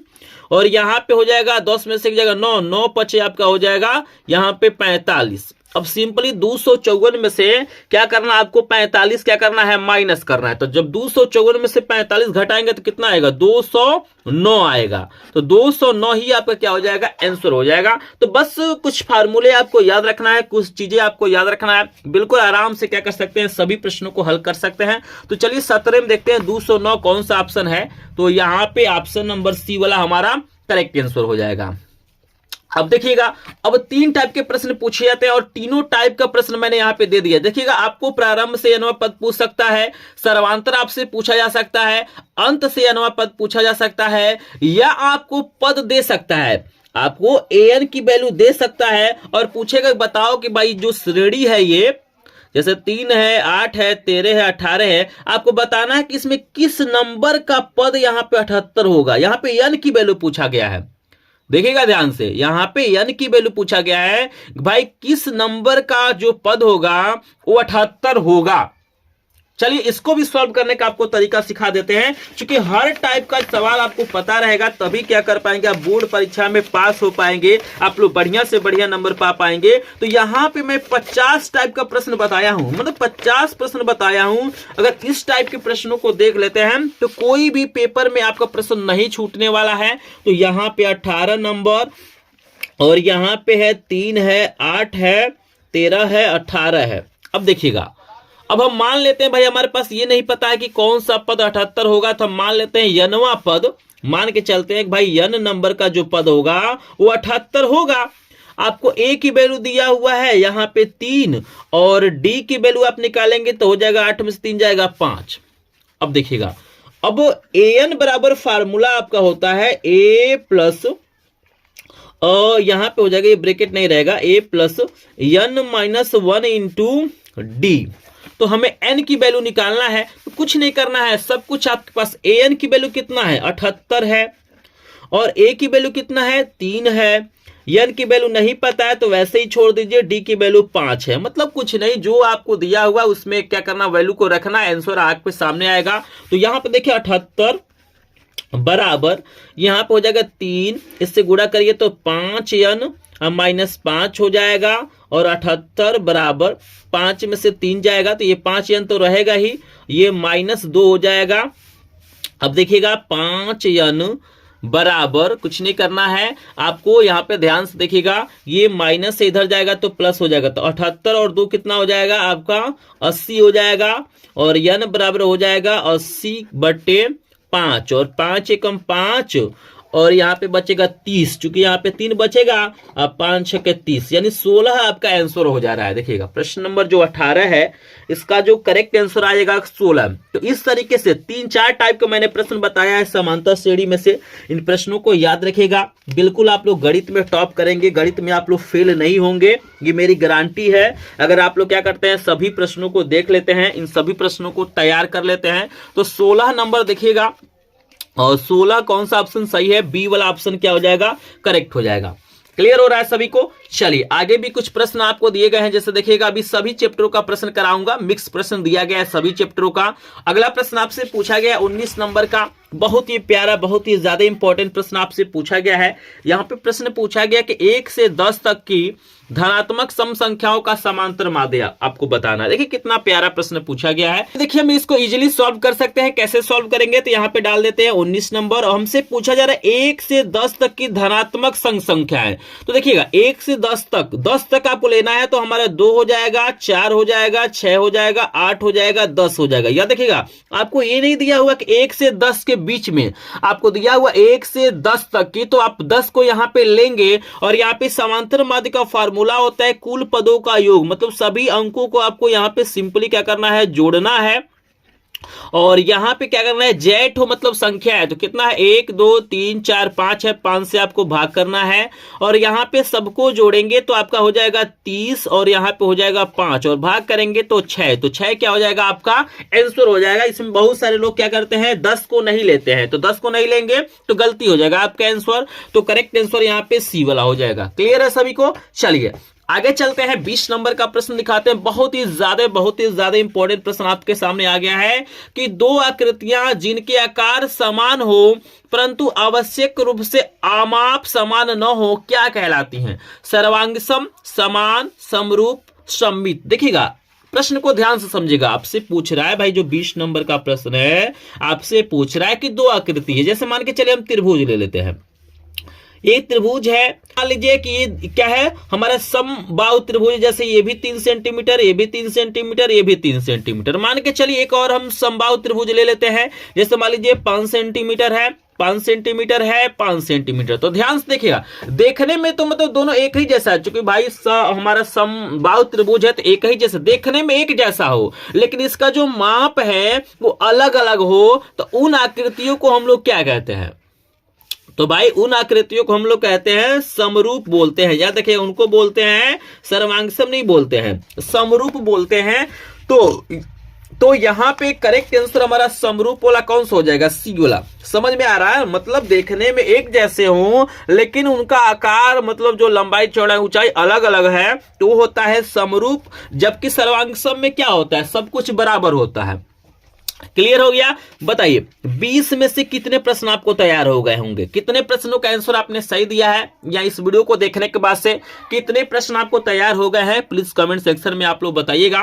तो यहाँ पे देख पा रहा हूं काफी संख्या में लोग कमेंट कर रहे हैं, कोई 5, कोई 10, कोई 15, कोई 20 बता रहा है। चलिए बहुत बढ़िया। तो 10 प्लस प्रश्न आपने तैयार कर लिया है, तो आप लोग गणित में टॉप करेंगे। गणित में आप लोग फेल नहीं हो सकते हैं, क्योंकि यहाँ पे 20 नंबर तो आपका पक्का ही हो जाएगा। बाकी कुछ न कुछ क्वेश्चन कर देंगे तो आप लोग पास हो जाएंगे। और यहाँ पे बता दूं कि जो लोग अभी तक वीडियो को लाइक नहीं किए होंगे, प्लीज वीडियो को लाइक करेंगे, क्योंकि आपका लाइक शेयर सब्सक्राइब हमारा क्या होता है? मोटिवेशन होता है। और मैं देख पा रहा हूँ कि काफी संख्या में लोग लाइक कर दिए हैं, क्योंकि इस वीडियो का टारगेट है 50 प्रश्न है, तो 50 लाइक का टारगेट है। प्लीज आप लोग इसको पूरा करेंगे। आगे चलते हैं, और यहाँ पे आपको 20 के बाद से आपके सामने आएगा 21 नंबर का प्रश्न। और यहाँ पे देखिएगा त्रिभुज से भी प्रश्न पूछे जाते हैं। तो एक बहुत ही शानदार मैंने यहाँ पे प्रश्न आपके सामने लिया है कि एबीसी के आधार बीसी के समांतर रेखा पीक्यू खींचा गया है। यहाँ पे दिया गया यदि पीक्यू अनुपात बीसी का मान इतना है तो एपी और पीबी का अनुपात होगा। तो बहुत प्यारा प्रश्न है, थोड़ा सा ट्रिकी प्रश्न है, ऐसे आपको समझ में आ जाएगा। बस ध्यान से देखिएगा, आप लोग भी आंसर बताइएगा। हम यहाँ पे फिगर को बनाते हैं, क्योंकि जब तक फिगर नहीं बनाएंगे तब तक आपको यहाँ पे क्लियर नहीं होगा। तो ये ए है, ये बी है, सी है। अब कह रहा है कि एबीसी के आधार बीसी के समांतर एक रेखाखंड पीक्यू है। ये देखिएगा, ये हो गया पीक्यू हो गया। अब यहाँ पे बोल रहा है कि यदि PQ अनुपात तो BC, ध्यान से देखिएगा, आपको दिया हुआ है कि PQ अनुपात का मतलब बटे होता है, तो हम बटे में लिख लेते हैं। आपको दिया गया 1/3 है। तो यहाँ पे पूछ रहा है कि भैया AP का मान बताओ और यहाँ पे PB का मान बताओ। तो ध्यान से देखिएगा, बहुत ही प्यारा प्रश्न आपको दिया हुआ है। तो यहाँ पे एक मतलब प्रमेय आपको पता होना चाहिए कि जो मतलब समरूप त्रिभुज होता है, जैसे कोई भी त्रिभुज क्या है? समरूप होता है, तो उनके संगत भुजाओं का अनुपात आपस में बराबर होता है। तो यहाँ पे देखिए, ये दोनों त्रिभुज क्या है? समरूप है। कैसे समरूप है? तो ये दोनों रेखाएं आपस में क्या है? समांतर हैं। ये दोनों रेखाएं आपस में समांतर है। तो देखिए, ये कोण उभयनिष्ठ है। भाई कोण ए क्या है? इस छोटे वाले त्रिभुज में भी आ रहा है और बड़े वाले त्रिभुज में भी आ रहा है, और ये जो कोण है इस कोण के बराबर होगा संगत कोण से। समझ रहे हैं ना? और याद रखना है कि जब भी किसी दो त्रिभुज में दो कोण अगर आपस में बराबर हो जाते हैं, तो मतलब वो क्या होता है? समरूप हो जाता है। तो यहाँ पे याद रखना है कि जो आपके पास त्रिभुज ये जो दिया गया है ABC, ये समरूप हो जाएगा त्रिभुज APQ के। और समरूप होता है तो इनके संगत भुजाओं का जो अनुपात होता है आपस में बराबर होता है। कैसे बराबर होता है ये भी देख लीजिएगा। जैसे देखिएगा, यहां पे किसी को ले सकते हैं, जैसे अगर AP बटे हमारा यहां पे हो जाएगा AB। याद रखिएगा, AP ये छोटा वाला त्रिभुज और बड़ा वाला त्रिभुज में ले रहे हैं, AP भुजा का संगत कौन सा होगा? बड़ा वाला AB हो जाएगा। उसी प्रकार छोटे वाला में यहां पे ले सकते हैं कि AQ बटा AC हो जाएगा। फिर ये भी तो भुजा है यहाँ पे देखिए PQ है, अब बट्टा क्या हो जाएगा? BC हो जाएगा। तो मतलब छोटे वाले को हम ले रहे हैं और बड़े वाले को, इनकी जो भी संगत भुजाएं समानुपाती हो जाएंगी। अब ध्यान से देखिएगा, आपको इसका अनुपात दिया हुआ है, ये वाला अनुपात आपको दिया गया है, और यहाँ पे AP और PB पूछ रहा है। तो AP और PB, तो AP वाला आपको उठाना है। तो चलिए यहाँ पे हम पहले इसका निकाल लेते हैं। इसका अनुपात हम निकाल लेते हैं, कितना होगा? तो यहां देखिएगा AP बटा AB जो होगा, किसी दो को आप ले सकते हैं, PQ बटा BC का अनुपात आपको दिया हुआ 1/3, मतलब जो अनुपात इसका है वही अनुपात इसका होगा। हमसे AP पूछ रहा है तो AP का मान देखिए 1 हो जाएगा भाई, इसके सामने जो होगा वही उसका आंसर होगा। तो यहां पे पहला तो हमारा निकल गया कि AP का जो मान होगा 1 होगा, ठीक है ना। AP का मान 1 होगा, AB का मान 3 होगा, AB का जो मान हमारा है वो 3 होगा। तो हमसे क्या क्या पूछ रहा है, AP पूछ रहा है, तो AP की वैल्यू क्या हो जाएगा, मतलब ये 3 हो जाएगा। ध्यान से देखिएगा, जैसे ध्यान से देखिए, AP आपका 1 है ना जी, AP यही है, ये 1 हो गया, 1 हो गया। अब AB आपका 3 दिया, AB का मतलब ये पूरा आपको दिया हुआ है 3, ये पूरा कितना है, 3 है, ये पूरा 3 है। और आपसे यहां पे पूछा जा रहा है कि अनुपात बताना है, तो अभी अनुपात निकालेंगे। पहले AP निकल गया, हम PB तो निकाल लें, और बट्टे के रूप में हम लिखेंगे तो ये अनुपात होता है। अब PB हमें निकालना है, ये PB कहां है, ये PB है। तो भाई ये पूरा 3 है और 1 है, तो 3 में से 1 घटाएंगे तो ये कितना हो जाएगा, 2 हो जाएगा। समझ में आ रहा है ना, जैसे AP 1 है, AB 3 है, अब हमें PB निकालना है तो 2 हो गया। अब अनुपात पूछ रहा है तो कितना हो जाएगा, यहां से अनुपात क्या पूछ रहा है, AP और PB, मतलब आपसे पूछ रहा है कि AP बटे PB का मान बताओ। तो AP कितना है, 1 है, और PB कितना है, 2 है, तो 1/2 यानी 1 अनुपात क्या हो जाएगा, 2 हो जाएगा। बस सिंपल सा ये तरीका है, एक बार दिखा देता हूं, अगर जिनको नहीं समझ में आया होगा इसको थोड़ा सा देख लीजिएगा, समझ लीजिएगा। इंपॉर्टेंट प्रश्न इसीलिए थोड़ा सा अच्छे से समझा रहा हूं ताकि आपको समझ में आ जाए। तो 1:2 यानी यहां पे ए वाला ऑप्शन क्या हो जाएगा, करेक्ट हो जाएगा। क्लियर है सभी को, चलिए आगे चलते हैं और आपको दिखा देते हैं 22 नंबर का प्रश्न। और 22 नंबर का प्रश्न तो भाई इसको तो बताना नहीं है, आप सभी जानते होंगे कि इस तरीके का प्रश्न पूछे जाते हैं, दो बिंदुओं के बीच की दूरी पूछा जाता है। फार्मूला भी आपको पता होगा, D बराबर फार्मूला होता है x2 माइनस x1 का whole square plus y2 minus y1 का होल स्क्वायर, ये फार्मूला होता है। वैल्यू को यहाँ पे पुट कर दीजिए, आंसर आपके सामने आ जाएगा। तो x2 की वैल्यू देखिएगा, ये x1 है, ये y1 है, ये x2 है, ये y2 है। तो x2 की जो वैल्यू आपको दिया हुआ है, कितना दिया हुआ है, -12, माइनस x1 की वैल्यू 5 है तो 5 रखिए, स्क्वायर है तो स्क्वायर रखिए। y2 की वैल्यू 0 है और y1 की वैल्यू 0 है, तो यहाँ पे हो जाएगा होल स्क्वायर। D बराबर यहाँ पे देखिए 12 और 5 आपका हो जाएगा 17 गुणे 17, मतलब स्क्वायर का मतलब 2 बार हो जाएगा, और एक बाहर निकल जाएगा तो 17 हो जाएगा। तो करेक्ट आंसर यहाँ पे क्या हो जाएगा, D वाला हो जाएगा। मतलब अगर गुणा भी करते हैं, 17 का स्क्वायर करेंगे तो इसका आएगा, और फिर उसका करेंगे तो यहाँ पे 17 ही आएगा। अब देखिएगा यहां पे 23 नंबर का प्रश्न क्या दिया हुआ है, एक बिंदु दिया हुआ है, आप पूछ रहा है कि मूल बिंदु से दूरी। तो मूल बिंदु का निर्देशांक आपका होता है 0 0, और जब भी मूल बिंदु से दूरी पूछता है तो सिंपल फार्मूला याद रखना, y बराबर होता है x² प्लस y²। मूल बिंदु से जब भी दूरी पूछे तो आपको इसमें भी रखेंगे तभी आपका वैल्यू आ जाएगा। लेकिन यहाँ पे एक बिंदु 0 0 है तो यहाँ पे डायरेक्ट फार्मूला हो जाएगा कि यहाँ पे हो जाएगा -6 का स्क्वायर और प्लस 8 का स्क्वायर। तो 6 का स्क्वायर आपका 36 हो जाएगा, 64 हो जाएगा, और जोड़ेंगे तो 100 हो जाएगा, और 100 का वर्गमूल होता है 10, तो 10 आपका आंसर हो जाएगा। यहाँ पे सी वाला ऑप्शन करेक्ट हो जाएगा। 23 नंबर सबको समझ में आ रहा होगा। चलिए 24 नंबर का प्रश्न मोस्ट इंपॉर्टेंट है, लगातार पूछा गया है, कोई भी ऐसा साल नहीं है कि जब ये प्रश्न नहीं पूछा गया हो, और इसमें काफी संख्या हम लोग कंफ्यूज हो जाते हैं, लेकिन जो प्रश्न है बहुत ही ज्यादा इंपॉर्टेंट है। तो चलिए बिल्कुल आसान तरीके से आपको मैं बताता हूं कि इसका आंसर आप लोग कैसे फाइंड करेंगे। देखिए दिया हुआ है y अक्ष पर एक बिंदु, जो बिंदु इतना और इतना से समदुरुस्त है का निर्देशांक आपको बताना है। यहाँ पे देखिएगा, आपको याद रखना है कि अगर कोई भी बिंदु क्या होता है, y अक्ष पे होता है, तो उसका जो निर्देशांक होता है वहां पे x की वैल्यू 0 होता है, y की वैल्यू माने कुछ होता है। जैसे अगर y अक्ष पे कोई बिंदु होता है तो उस पे x की वैल्यू नहीं होती है, सिर्फ y की वैल्यू होती है। अगर x अक्ष पे होता है तो उस पे x की वैल्यू होती है, y की वैल्यू नहीं होती है। तो यहाँ पे मान के चलिए कि मान लेते हैं अगर हमारा कोई बिंदु जो y अक्ष पे है तो इसका हमारा निर्देशांक हो जाएगा हमारा 0 भी हो जाएगा, मतलब मान लेते हैं y का कुछ मान b है, इस तरह से आप लोग मान लेते हैं। अगर x अक्ष पे होता है तो a 0 होता है, आपको याद रखना है। तो यहाँ पे कह रहा है कि समान दूरी पे दो बिंदु हैं, समान दूरी पे दो बिंदु हैं, एक A है और एक B है। देखिए A का जो आपको निर्देशांक दिया हुआ है, यहाँ पे देख सकते हैं, आपको पेपर में दिया हुआ है। पहला क्या दिया हुआ है, 6 और 5 दिया हुआ है, और इसका आपको दिया गया है -4 और 3 दिया गया है। तो यहाँ पे याद रखिएगा आपको ये दिया हुआ है कि भाई ये जो दूरी है इस दूरी के बराबर है, तो मतलब भाई इसके बीच की दूरी निकालेंगे और इसके बीच की दूरी निकालेंगे, दोनों को बराबर करेंगे, आंसर आ जाएगा। तो चलिए यहाँ पे जैसे दोनों तरफ कर्णी होगा तो कर्णी हट जाता है। जब भी ऐसे सवाल देता है तो आप डायरेक्ट फार्मूला लिखिएगा x2 माइनस x1, तो यहाँ पे 6 माइनस 0 का whole square plus y2 minus y1, तो यहाँ पे 5 माइनस b का होल स्क्वायर हो जाएगा। और ये दूरी निकाल लीजिए, तो यहाँ पे x2 कितना है -4 और x1 कितना है 0, तो यहाँ पे होल स्क्वायर प्लस y2 कितना है, y2 3 है और y1 b है, तो यहाँ पे हो जाएगा होल स्क्वायर। देखिएगा कर्णी हमने इसलिए हटाया है क्योंकि कर्णी में भी होगा, कर्णी में भी होगा और दोनों पक्षों को वर्ग करेंगे तो कर्णी हट जाएगा, तो ये आपका 36 हो जाएगा।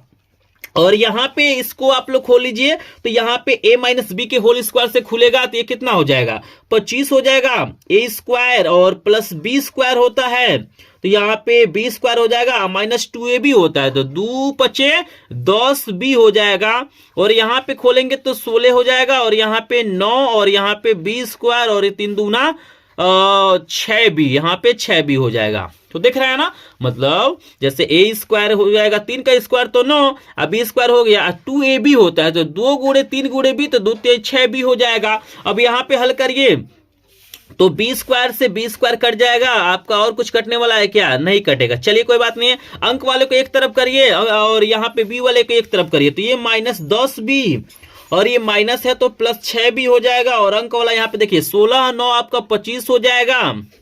और ये देखिए 36 और 25 कितना हो जाएगा, यहाँ पे पक्षांतर करेंगे तो माइनस में हो जाएगा, तो चलिए आप लिख लेते हैं 36 माइनस का यहाँ पे 25, जैसे देखिए ये प्लस है ना तो इधर जाएगा तो माइनस, तो 25 से 25 कट जाएगा और ये हो जाएगा -4b और यहाँ पे आपका हो जाएगा -36, यहाँ पे कट जाएगा 4 9 36, यानी b की जो वैल्यू है कितना हो जा रहा है 9 हो जा रहा है। तो हमसे यहाँ पे क्या पूछा हुआ है, पूछा हुआ है कि निर्देशांक पूछा हुआ है, तो b की वैल्यू 9 है, तो यहाँ पे 0 और b है ना, निर्देशांक कितना है 0b है, तो यहाँ पे 0 और यहाँ पे क्या हो जाएगा b की वैल्यू 9, तो 0 9 हमारा क्या हो जाएगा आंसर हो जाएगा। यानी जो प्रश्न नंबर 24 है इसका करेक्ट आंसर 0 और 9। तो यहाँ पे देख लीजिए, इसमें बहुत सारे प्रश्न देते हैं, जैसे कभी कभी डायरेक्ट बिंदु दे देगा, जैसे बिंदु देगा 2 और 3 से समदुरुस्त दे देगा, तो आपको यहाँ पे पूछेगा, इसमें कुछ गायब कर देगा, यहाँ पे x दे देगा y दे देगा, तो समदुरुस्त वाले प्रश्न बहुत ज्यादा पूछे जाते हैं। अगर आप लोग प्रीवियस ईयर का पेपर उठाएंगे ना 2025 में, अगर 2025 की आप लोग सेट को देखेंगे तो हर सेट में इस तरीके के प्रश्न पूछे गए हैं समदुरुस्त वाला, तो यहाँ पे आपको समदुरुस्त वाले प्रश्नों को जरूर देखना है, ठीक है ना। तो यहाँ पे कई तरीके से पूछे जाते हैं, अगर स्क्रीन पे मेरे पास होगा तो यहाँ पे मैं लगा दूंगा, आप लोग देख लीजिएगा किस किस तरीके से प्रश्न पूछे जाते हैं। लेकिन मेन जो कंसेप्ट होता है यही होता है कि दोनों की दूरियां क्या करना, आपको बराबर करना है और हल करेंगे तो आपका आंसर आ जाता है। तो ये मेन यही कंसेप्ट आपको याद रखना है। तो चलिए 0 9 देखते हैं, 0 9 प्लस में आया था ना, तो बी वाला नहीं होगा, ए वाला ऑप्शन करेक्ट है। चलिए 25 नंबर का प्रश्न देखिएगा, बहुत ही शानदार पूछ लिया गया है। 25 नंबर का प्रश्न भी आपके बोर्ड परीक्षा में पूछा हुआ प्रश्न है और ऐसे भी प्रश्न बोर्ड परीक्षाओं में पूछे जाते हैं। जैसे कि प्रश्न आपको दिया गया है कि 2 बिंदु आपको दिए गए हैं और पूछ रहा है भैया इन बिंदुओं को मिलाने वाले जो रेखा है उसका मध्य बिंदु का निर्देशांक पूछ रहा है। किसका निर्देशांक पूछ रहा है, मध्य बिंदु का निर्देशांक पूछ रहा है। तो चलिए हमारे पास क्या दिया हुआ है, 25 नंबर है, x1 की वैल्यू है -2, y1 की वैल्यू आपको 6 दिया गया है, x2 की वैल्यू आपको -2 दिया गया है और y2 की जो वैल्यू है आपका 10 दिया गया है। और यहाँ पे मध्य बिंदु का निर्देशांक का फार्मूला याद रखिएगा, मध्य बिंदु का निर्देशांक का फार्मूला होता है x1 प्लस x2 बटे 2 और y1 प्लस y2 बटे 2, ये आपका फार्मूला होता है। क्लियर है सभी को। तो यहाँ पे x1 की वैल्यू कितना है भाई -2 और x2 की वैल्यू भी आपको दिया गया है -2, ठीक है ना। अब बट्टे का 2 हो जाएगा, y1 का 6 है, y2 का 10 है, बट्टे का 2 यहाँ पे वैल्यू को रखेंगे और इसको हल करना है। तो ये -4 बटे 2 और ये हो जाएगा 16 बटे 2, काटिए इसको, तो काटेंगे तो ये हो जाएगा -2 और ये हो जाएगा 8, तो -2 8 क्या हो जाएगा आपका करेक्ट आंसर हो जाएगा। जो प्रश्न नंबर आपका 25 है इसका करेक्ट आंसर हो जाएगा आपका -2 और 8। तो चलिए यहाँ पे देखिए -2 और 8 कौन सा ऑप्शन सी वाला सही हो जाएगा। तो यहाँ पे 25 प्रश्न क्लियर हो गया होगा। चलिए 25 और प्रश्न है, इसका भी सोल्यूशन आपको बता देते हैं। यहाँ पे देख सकते हैं 26 नंबर का जो प्रश्न आपको दिया हुआ है, क्या दिया हुआ है देख सकते हैं। यहाँ पे प्रश्न आपको जो दिया गया है बहुत ही शानदार, बहुत ही बेहतरीन दिया गया, और ऐसा प्रश्न आपको कहीं पर भी देखने के लिए नहीं मिलेगा। प्रश्न आपको दिया गया है कि बिंदु -3 4 की x से दूरी आपको बताना है। तो याद रखिएगा, यक्ष से अक्ष से जो दूरी होता है उसको हम लोग कोटि कहते हैं। क्या कहते हैं? कोटि। और वाई अक्ष से जो दूरी होता है उसे भुज कहते हैं। तो पहला जो आपका होता है ये हमारा भुज है, ये हमारा कोटि है। तो यहाँ पे यक्ष से दूरी का मतलब क्या होता है? जैसे मान के चलिए ऐसे निर्देशांक होता है, तो यक्ष से दूरी हमारा जो होता है ये क्या होता है? सब कोटि होता है। तो यहाँ पे हमारा करेक्ट आंसर क्या हो जाएगा? यहाँ पे 4 हो जाएगा। यानी करेक्ट आंसर, अगर सही आंसर की अगर हम लोग बात करेंगे तो 4 हो जाएगा। तो यहाँ पे हमारा सी वाला ऑप्शन क्या हो जाएगा? करेक्ट हो जाएगा। आई होप आपको 26 नंबर का प्रश्न क्लियर हो गया होगा। 27 नंबर का प्रश्न देखिए कितना शानदार, कितना ज्यादा इंपॉर्टेंट आपको दिया गया है। आपको बोल रहा है कि ये जो 3 बिंदु दिए गए हैं ये किसी त्रिभुज के मतलब और निर्देशांक है, मतलब त्रिभुज के जो 3 पॉइंट होते हैं। जैसे यहाँ पे मान के चलिए हमारे पास एक त्रिभुज है, ए है, बी है, सी है, ठीक है ना जी। यहाँ पे जैसे मान लीजिए 0 है, 4 है, फिर आपको यहाँ पे 0 0 दिया हुआ है, फिर आपको यहाँ पे 3 0 दिया हुआ है। तो इस तरीके से हमारे पास क्या है? 3 बिंदु है। हमें क्या करना है? इस त्रिभुज का परिमाप बताना है कि कितना होगा। तो याद रखिएगा बहुत ही प्यारा प्रश्न है, बहुत ही ज्यादा इंपॉर्टेंट प्रश्न है। इसमें कुछ करना नहीं है आपको, बिल्कुल ध्यान से क्या करना है, इस प्रश्न को आपको देखना है। चूंकि ऐसे प्रश्न क्या होते हैं बोर्ड परीक्षा में आपसे पूछे जाते हैं। तो यहाँ पे कुछ नहीं करना है, बस आपको ये याद रखना है कि भाई त्रिभुज का परिमाप का जो सूत्र होता है तीनों भुजाओं का योगफल होता है। क्या होता है? तीनों भुजाओं का योगफल होता है। तो यहाँ पे जब इसकी जब दूरी निकालेंगे तो ये 4 आएगा, और इसको निकालेंगे तो ये 3 आएगा। को आप लोग सॉल्व करेंगे। यहाँ पे जैसे देखिए इसको जब आप लोग सॉल्व करेंगे तो यहाँ पे आपका चाचू को 16 या 3 3 9 25 25 का होता है 5। तो देखिएगा ये 3 4 5 हो जाएगा, और जब सबको जोड़ेंगे तो 5 4 9 9 3 12। तो यहाँ पे जो करेक्ट आंसर हो जाएगा ये 12 हो जाएगा, सी वाला हो जाएगा। आप लोग निकाल के देख सकते हैं। क्लियर है? चलिए 28 नंबर का बहुत ही प्यारा, बहुत ही शानदार प्रश्न आपको दिया गया है। देख सकते हैं 28 नंबर का जो प्रश्न दिया गया है, यहाँ पे आपको दिया गया है कि भाई 2 cos 3a, 2 cos 3a का जो मान है 1 है। तो आपसे पूछा जा रहा है कि a का मान बताइए। तो यहाँ पे कुछ नहीं करना है, ये 2 गुणा है, इस पक्ष में ले जाएंगे तो हमारा क्या हो जाएगा? भाग हो जाएगा। देखिए cos 3a, यहाँ पे cos 3a बराबर हो जाएगा 1/2। और याद रखना है कि cos में कितने अंश का मान 1/2 होता है? तो cos आपका होता है 60 अंश का। cos 60 अंश का मान क्या होता है? 1/2 के बराबर होता है। मतलब जहां पे 1/2 है इसके जगह पे हम आराम से लिख सकते हैं cos 60 अंश, क्योंकि इसकी वैल्यू इसके बराबर होती है। और कंपेयर करेंगे तो 3a बराबर हो जाएगा 60, और 3 से काटेंगे तो 3 दूना 6, यानी 20 अंश हो जाएगा। समझ रहे हैं? 20 अंश यानी करेक्ट आंसर यहाँ पे सी वाला हो जाएगा। क्लियर हो रहा है सभी को? चलिए आगे बढ़ते हैं। 29 नंबर का बहुत ही प्यारा, बहुत ही शानदार प्रश्न दिया गया है। और अभी मैंने आपको बताया कि भाई इस तरीके के प्रश्न बोर्ड परीक्षाओं में पूछा जाता है।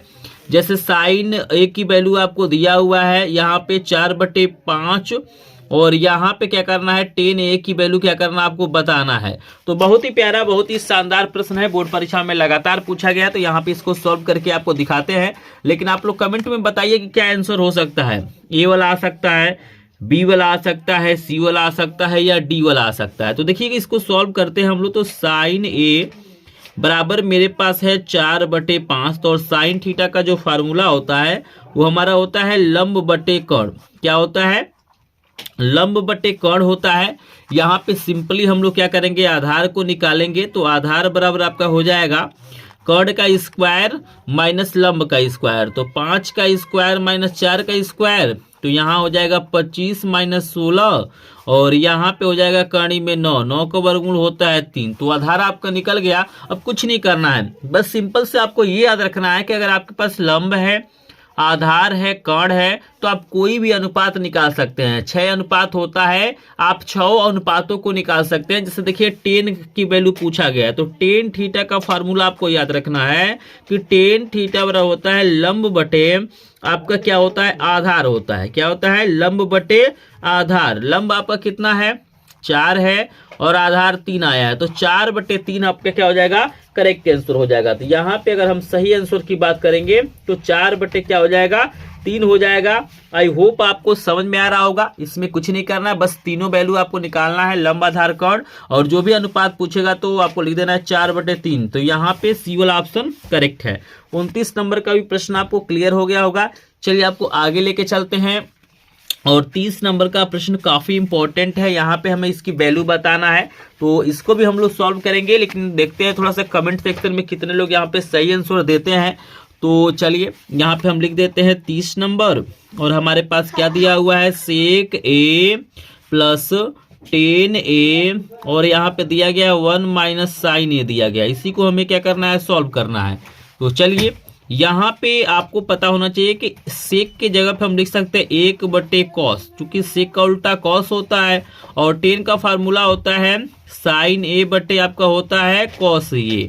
आपको ये फार्मूला पता होना चाहिए। और 1 माइनस sin a को हम लोग क्या करते हैं, वैसे ही छोड़ देते हैं। तो कुछ नहीं किया गया है, सेक के उल्टा cos होता है और cos का उल्टा सेक होता है।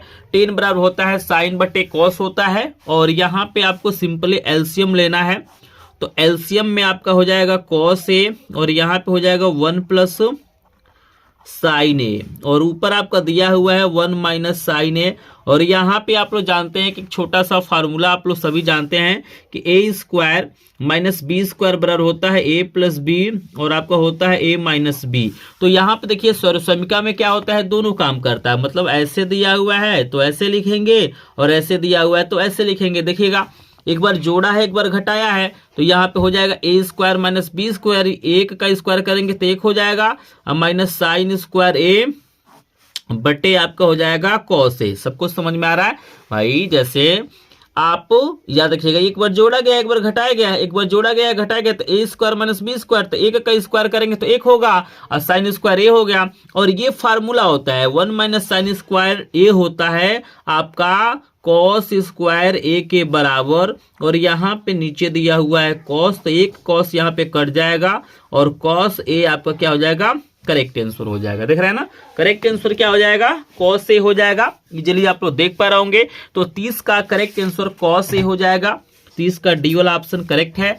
आई होप आपको ये 30 प्रश्न क्लियर हो गया होगा। जल्दी से बताइए 30 में से कितने प्रश्न को आंसर आपने सही दिया है, या 30 में से कितने प्रश्न आपको तैयार हो गए हैं इस वीडियो को देखने के बाद से। जल्दी से सभी लोग कमेंट सेक्शन में बताएंगे, ताकि हमको ये पता चल जाए कि आपको प्रश्न समझ में आ रहा है कि नहीं आ रहा है। तो जितने लोगों को प्रश्न समझ में आ रहा है प्लीज कमेंट सेक्शन में आप लोग जरूर बताइएगा, क्योंकि वीडियो बहुत ही ज्यादा इंपॉर्टेंट होने वाला है। ऐसा वीडियो को कहीं पर भी देखने के लिए नहीं मिलेगा। जो लोग वीडियो को लाइक नहीं किए हैं प्लीज वीडियो को लाइक कर देंगे, क्योंकि आपका लाइक से सब्सक्राइब हमारा क्या होता है, मोटिवेशन होता है। और यहाँ पे मैं देख पा रहा हूँ कि मैंने 30 प्रश्न आपको बता दिया, लेकिन अभी तक इस वीडियो पे 30 लाइक कंप्लीट नहीं हुआ है। चलिए आगे लेके चलेंगे, आपको जल्दी से लाइक कर देंगे।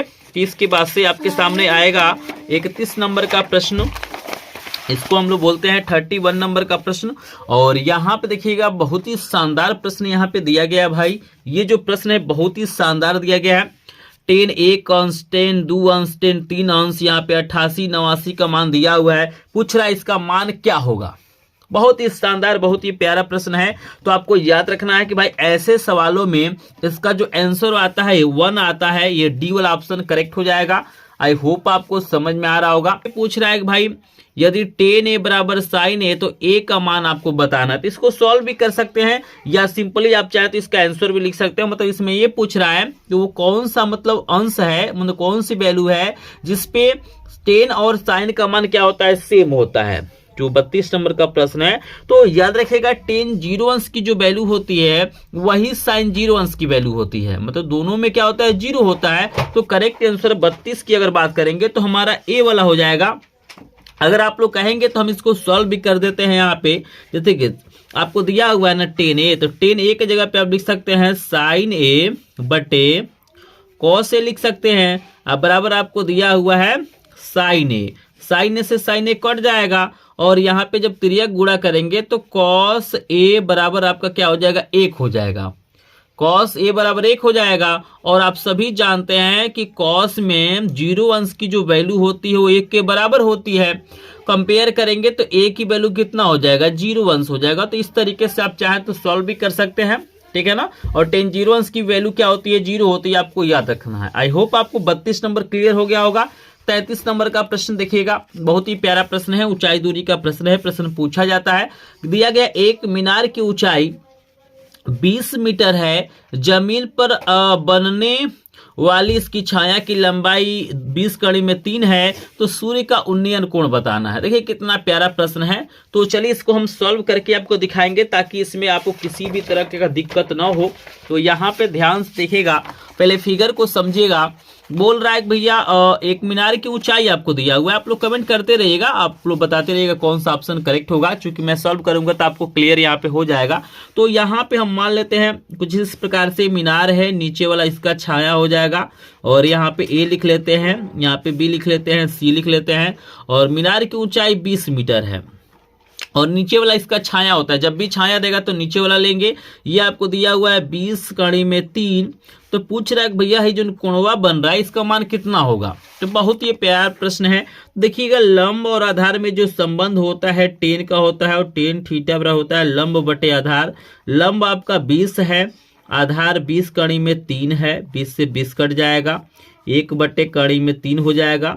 टेन थीटा बराबर, टेन में कितने अंश का मान आपको देखना है कि मतलब 1 बट्टे कड़ी में 3 होता है, तो टेन 30 अंश की वैल्यू क्या होती है, 1 बट्टे कड़ी में 3 होती है। कंपेयर करेंगे तो थीटा की वैल्यू कितनी हो जाएगी, 30 अंश हो जाएगी। तो यहाँ पे देख सकते हैं जो प्रश्न नंबर 33 है इसका जो करेक्ट आंसर है 30 अंश हो जाएगा। इस तरीके से सॉल्व कर सकते हैं। तो यहाँ पे हम क्या करते हैं, बी वाला ऑप्शन पे टिक कर लेते हैं। और 34 नंबर का भी प्रश्न ऊंचाई दूरी का दिया हुआ है। तो पूछ रहा है कि मैदान में खड़ी एक कार का 75 मीटर की ऊंची मीनार से अवनमन कोण 30 अंश है, तो मीनार के आधार से कार की दूरी बताना है।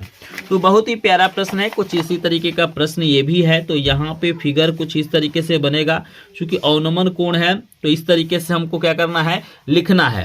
तो यहाँ पे जो वैल्यू होता है वही वैल्यू यहाँ पे होता है। तो यहाँ पे 30 अंश है, तो ये भी क्या हो जाएगा, 30 अंश है। ये दूरी पूछ रहा है, याद रखिएगा ये वाला दूरी क्या हो रहा है, पूछ रहा है, तो इसको हम लोग x मान लेते हैं। और यहाँ पे ऊंचाई इसका दिया हुआ है कि खड़ी एक कार की ऊंचाई दिया गया है 75 मीटर, तो यहाँ पे 75 मीटर लिख लेते हैं। ये दूरी पूछ रहा है, तो इसमें भी वही काम करेंगे। टेन आपका 30 अंश हो जाएगा, 75 बटे x हो जाएगा। और टेन 30 अंश की वैल्यू होता है 1 बट्टा कड़ी में 3 बराबर 75 बट्टा x, गुणा करेंगे तो x बराबर हो जाएगा 75 कड़ी में 3 मीटर। 75 कड़ी में 3 मीटर बिल्कुल करेक्ट आंसर हो जाएगा। आई होप आप लोग समझ रहे होंगे। कहीं भी दिक्कत होगा तो प्लीज कमेंट सेक्शन में जरूर बताइएगा। तो यहाँ पे हम लोग 75 कड़ी में 3 ए वाला ऑप्शन पे टिक करेंगे। चलिए 35 नंबर का प्रश्न है कि वृत्त पर स्थित किसी बिंदु से कितनी स्पर्श रेखाएं खींची जा सकती है। याद रखिएगा 35 नंबर का प्रश्न बहुत ही शानदार है। पूछ रहा है कि वृत्त पर स्थित किसी बिंदु से, जैसे मान के चलिए आपके पास ये वृत्त दिया हुआ है, एक पॉइंट मान के चलिए ए है, तो पूछ रहा है इससे कितनी स्पर्श रेखाएं खींची जा सकती है। तो भाई एक बिंदु है तो एक ही स्पर्श रेखा खींचा जाएगा। तो यहाँ पे करेक्ट आंसर सी वाला हो जाएगा। 35 वाला क्लियर हो गया। चलिए आगे चलते हैं, आपको 36 नंबर का प्रश्न दिखाते हैं। और 36 नंबर का प्रश्न है कि एक बाह्य बिंदु से वृत्त पर कितनी स्पर्श रेखा है। जैसे मान के चलिए एक वृत्त आपके पास है, कोई बाह्य बिंदु P है, तो इससे 1 और यहाँ पे 2, तो बाह्य बिंदु से 2 रेखाएं खींची जा सकती हैं। करेक्ट आंसर बी वाला। और 37 नंबर का प्रश्न का आंसर सभी लोग दीजिएगा। प्रश्न है कि 3 सेंटीमीटर 5 सेंटीमीटर त्रिज्या के 2 संकेंद्री वृत्त बाह्य वृत्त की एक जीवा AB को अंतःवृत्त को बिंदु P पर स्पर्श करते हैं, तो यहाँ पे लंबाई आपको बताना है। तो 37 नंबर प्रश्न का सभी लोग करेक्ट आंसर बताएंगे। बहुत ही प्यारा, बहुत ही शानदार प्रश्न दिया गया है। तो जल्दी से बताएंगे सभी लोग कौन सा ऑप्शन यहाँ पे करेक्ट हो जाएगा। तो यहाँ पे मैं देख पा रहा हूँ कि काफी संख्या में लोग कमेंट कर रहे हैं। कुछ ऐसे स्टूडेंट हैं जो बिल्कुल सही आंसर दे रहे हैं, लेकिन कुछ ऐसे स्टूडेंट हैं जो बिल्कुल क्या कर रहे हैं, गलत आंसर दे रहे हैं। तो 37 का सभी लोग कमेंट सेक्शन में बताइए कि 37 का करेक्ट आंसर क्या हो जाएगा। बहुत ही शानदार प्रश्न है। और यहाँ पे याद रखना है कि ये प्रश्न जो है ना बहुत ही प्यारा है, बहुत ही शानदार है। इसलिए सोच समझ के क्या करना, आपको आंसर देना है और आपको बताना है कि कौन सा ऑप्शन यहाँ पे क्या हो जाएगा, करेक्ट हो जाएगा। तो चलिए इसको हम थोड़ा सा आपको दिखा भी देते हैं, स्क्रीन पे देख सकते हैं, इसको बिल्कुल आराम से आप लोग सॉल्व कर सकते हैं। तो देखिएगा एक आधार आपको निकाल देना है, तो एक 4 आएगा, फिर उसका दुगुना हो जाएगा, तो 4 और 4 कितना हो जाएगा, 8 सेंटीमीटर हो जाएगा। यहाँ पे करेक्ट आंसर सी वाला होगा। कोई डाउट होगा तो कमेंट में पूछेगा। और इसके बाद से 38 नंबर का प्रश्न आपको बहुत ही प्यारा, बहुत ही शानदार आपको दे दिया गया है। और यहाँ पे देखिएगा ये प्रश्न लगातार बोर्ड परीक्षा में पूछा गया है, तो इसको ध्यान देंगे। प्रश्न पूछा गया है कि एक घड़ी की मिनट की सुई 8 सेंटीमीटर लंबी है, 5 मिनट में मिनट की सुई द्वारा बनाया गया त्रिज्यखंड का क्षेत्रफल आपको बताना है। तो त्रिज्यखंड के क्षेत्रफल के लिए बस एक सिंपल सा आपको फार्मूला याद रखना है। जैसे यहाँ पे आपको ये पता होना चाहिए कि याद रखिएगा, जो घड़ी की सुई होती है 1 मिनट में जो कोण बनाती है 6 अंश की बनाती है। कितने अंश की बनाती है, 6 अंश की बनाती है। समझ में रहे हैं, 1 मिनट में 6 अंश का बनाता है। तो अगर हम 5 मिनट की बात करेंगे तो कितने होगा, यहाँ पे 5 गुणे 6, 6 पचे हो जाएगा 30 अंश का। 1 मिनट में 6 अंश का बनाता है, तो यहाँ पे 5 मिनट में कितने का बनाएगा, 30 अंश का। और याद रखिएगा आपको थीटा की वैल्यू मिल गया, थीटा की वैल्यू मिल गया। आर आपको आर ही लेना है, मतलब 8 सेंटीमीटर त्रिज्या लेना है। तो फार्मूला होता है यहाँ पे त्रिज्यखंड का क्षेत्रफल का जो फार्मूला होता है आपका होता है थीटा बटा 360 पाई आर स्क्वायर होता है। तो यहाँ पे आपका थीटा का मान 30 अंश भरिएगा और यहाँ पे 360 पाई आर स्क्वायर को वैसे ही छोड़ दीजिएगा। इसको आपको काट लेना है, 3 एकम 3, 3 दूनी 6, तो आपका हो जाएगा पाई आर स्क्वायर बटे 12। पाई आर स्क्वायर बटे क्या हो जाएगा, 12 हो जाएगा। तो बिल्कुल आराम से आप लोग सॉल्व कर लीजिएगा, लेकिन इस पॉइंट को आपको याद रखना है। कैसे 6 अंश आया है ये भी देख लीजिए। एक चक्कर में क्या होता है, 360 अंश का कोण बनता है, ठीक है ना। और यहाँ पे 1 मिनट में 60 होता है। जब इसको भाग करेंगे तो यहाँ पे 6 अंश आता है। तो इस तरीके से मैंने लिखा है। आई होप आपको समझ में आ रहा होगा। तो यहाँ पे जो करेक्ट आंसर है पाई आर स्क्वायर बटे 12, तो पाई आर स्क्वायर बटे 12 बी वाला ऑप्शन करेक्ट हो जाएगा। और यहाँ पे 39 नंबर का प्रश्न बेहद इंपॉर्टेंट है, ये मेंसुरेशन का प्रश्न है। आप लोग थोड़ा सा आंसर दीजिए भाई, इसका आंसर चेक करें कितने लोग सही बता रहे हैं। देन इसके बाद से क्या करेंगे, इसको सॉल्व करके आपको दिखाएंगे। बहुत ही प्यारा, बहुत ही शानदार प्रश्न आपको दिया गया है। तो यहाँ पे सभी लोग आंसर दीजिए कि 8 सेंटीमीटर त्रिज्या के एक वृत्त के अंदर मतलब वर्ग का क्षेत्रफल आपको बताना है कितना होगा। 256 सेंटीमीटर स्क्वायर होगा, 128, 64 कड़ी में 2 या 64 होगा। तो बताइए इसका क्षेत्रफल आपको बताना है। बिल्कुल बिल्कुल, बहुत शानदार, बहुत यहाँ पे शानदार यहाँ पे कमेंट आ रहा है। तो याद रखना है कि 8 सेंटीमीटर त्रिज्या वाले एक वृत्त के अंदर वृत्त खींचा गया। देखिएगा जैसे मान लीजिए वृत्त है, इसके अंदर क्या किया गया है, एक वर्ग खींचा गया है। यहाँ पे आपको आयत बन रहा होगा, लेकिन यहाँ पे याद रखना कि एक वर्ग है। इस तरीके से मतलब ये आयत का फिगर मैंने बनाया है, लेकिन याद रखिएगा आपका वर्ग है। तो याद रखिएगा ये जो वर्ग है, अगर इसके विकर्णों को हम मिलाएंगे तो याद रखिएगा ये विकर्ण जो होंगे, यहाँ पे जो विकर्ण हैं ये क्या है, इसके व्यास है। तो त्रिज्या 8 है, तो मतलब इसके विकर्ण कितना हो जाएंगे, 16 सेंटीमीटर हो जाएगा। विकर्ण कितना हो जाएगा, 16 सेंटीमीटर हो जाएगा। त्रिज्या 8 है तो विकर्ण कितना हो जाएगा, 16 सेंटीमीटर हो जाएगा। क्लियर हो रहा सभी को। तो वर्ग का जो विकर्ण है वृत्त के व्यास के क्या होगा, बराबर होगा। क्लियर हो रहा होगा। और इस कंडीशन में देखिएगा वर्ग का जो क्षेत्रफल होगा, वर्ग का जो क्षेत्रफल हो जाएगा, याद रखना है विकर्णों का वर्ग, लिखिएगा विकर्णों का वर्ग का यहाँ पे आधा हो जाता है। तो यहाँ पे 16 का स्क्वायर बटे 2 हो जाएगा, ठीक है ना, याद रखना है। और यहाँ पे देखिएगा 16 गुणे 16 बटे 2, तो ये 8 हो जाएगा। और 16 गुणे जब आप लोग क्या करेंगे, 8 करेंगे, तो आपका आएगा 128 सेंटीमीटर स्क्वायर। कितना हो जाएगा, 128 सेंटीमीटर स्क्वायर आएगा। तो इसको याद रखिएगा, इस तरीके से सॉल्व कर लेना है। तो यहाँ पे हो जाएगा, यहाँ पे ए वाला ऑप्शन करेक्ट हो जाएगा। क्लियर है सभी को। चलिए 40 नंबर पे आ जाइए। कहीं डाउट होगा तो कमेंट में बताइएगा। यदि 14 सेंटीमीटर त्रिज्या के वृत्त के त्रिज्यखंड का क्षेत्रफल 154 सेंटीमीटर है, तो त्रिज्यखंड का कोण आपको बताना है। बहुत ही प्यारा, बहुत ही शानदार प्रश्न आपको दिया हुआ है, ध्यान से सभी लोग देख लीजिएगा। ये भी प्रश्न इंपॉर्टेंट है, बोर्ड परीक्षा में पूछा जाता है। जैसे आपको दिया हुआ है यहाँ पे 40 नंबर डाल देते हैं। आर की वैल्यू दिया हुआ है आपको 14 सेंटीमीटर, ठीक है ना जी। और एरिया जो आपको दिया हुआ है 154 आपका सेंटीमीटर स्क्वायर दिया गया है। थीटा की वैल्यू पूछा जा रहा है। और यहाँ पे त्रिज्यखंड का क्षेत्रफल का फार्मूला होता है ए बराबर होता है थीटा बटा 360, यहाँ पे होता है थीटा बटा 360 अब पाई आर स्क्वायर होता है। तो इसका मान दिया हुआ 154, थीटा का हमें ज्ञात करना है, ये हो जाएगा 360।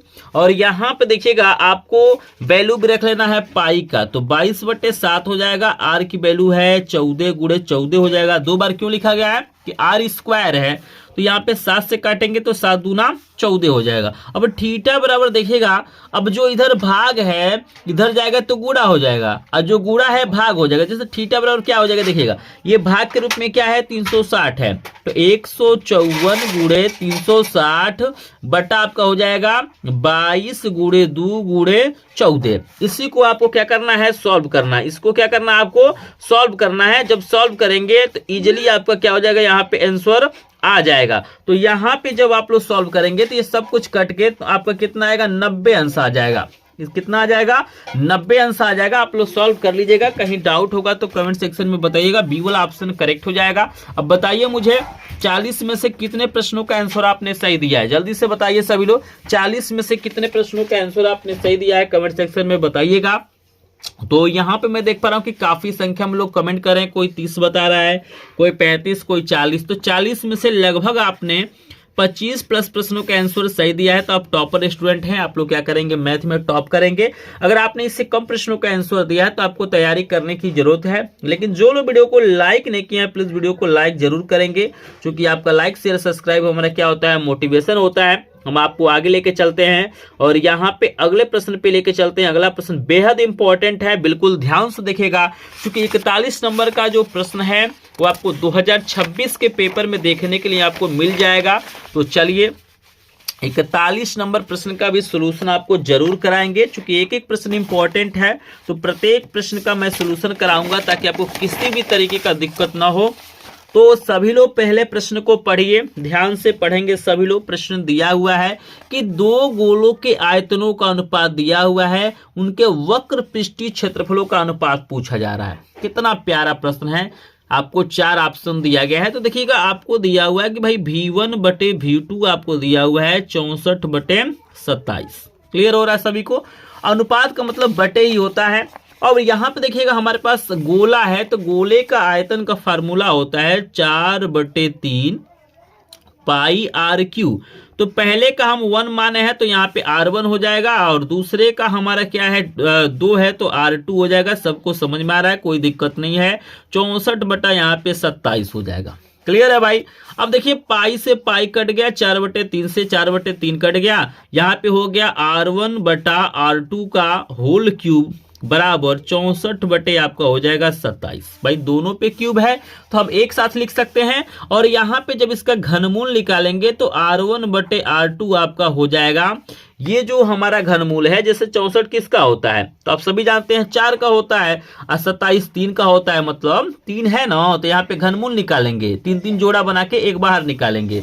तो यहाँ पे देखिए R1 बटे R2 निकल गया। अब हमसे पूछा क्या है कि वक्र पृष्ठीय क्षेत्रफलों का अनुपात बताओ। तो भाई अब जब हमारे पास त्रिज्याओं का अनुपात हो जाता है तो आराम से यहाँ पे अनुपात जो हमसे पूछा हुआ है, रेशियो जो पूछा हुआ है, यहाँ पे जो रेशियो पूछा हुआ है वक्र पृष्ठीय क्षेत्रफल का, तो यहाँ पे हो जाएगा पहले का वक्र पृष्ठीय क्षेत्रफल बटे दूसरे का। तो यहाँ पे वक्र पृष्ठीय क्षेत्रफल का जो फार्मूला होता है वो होता है पाई, होता है 4 पाई R स्क्वायर। तो R1 का स्क्वायर और 4 पाई आपका हो जाएगा R2 का स्क्वायर। 4 पाई कट गया, आपका हो जाएगा R1 बटे R2 का होल स्क्वायर। और यहाँ पे इसकी वैल्यू कितना है R1 बटे R2 की 4/3, तो 4/3 का होल स्क्वायर। तो 4 चौको 16, 3 तिरी की 9, यानी कितना हो गया 16/9। यही क्या हो जाएगा करेक्ट आंसर हो जाएगा। कितना हो जाएगा? 16:9। तो मैंने क्या किया है, बस फार्मूले को पुट किया है और त्रिज्याओं का अनुपात निकाला है। फिर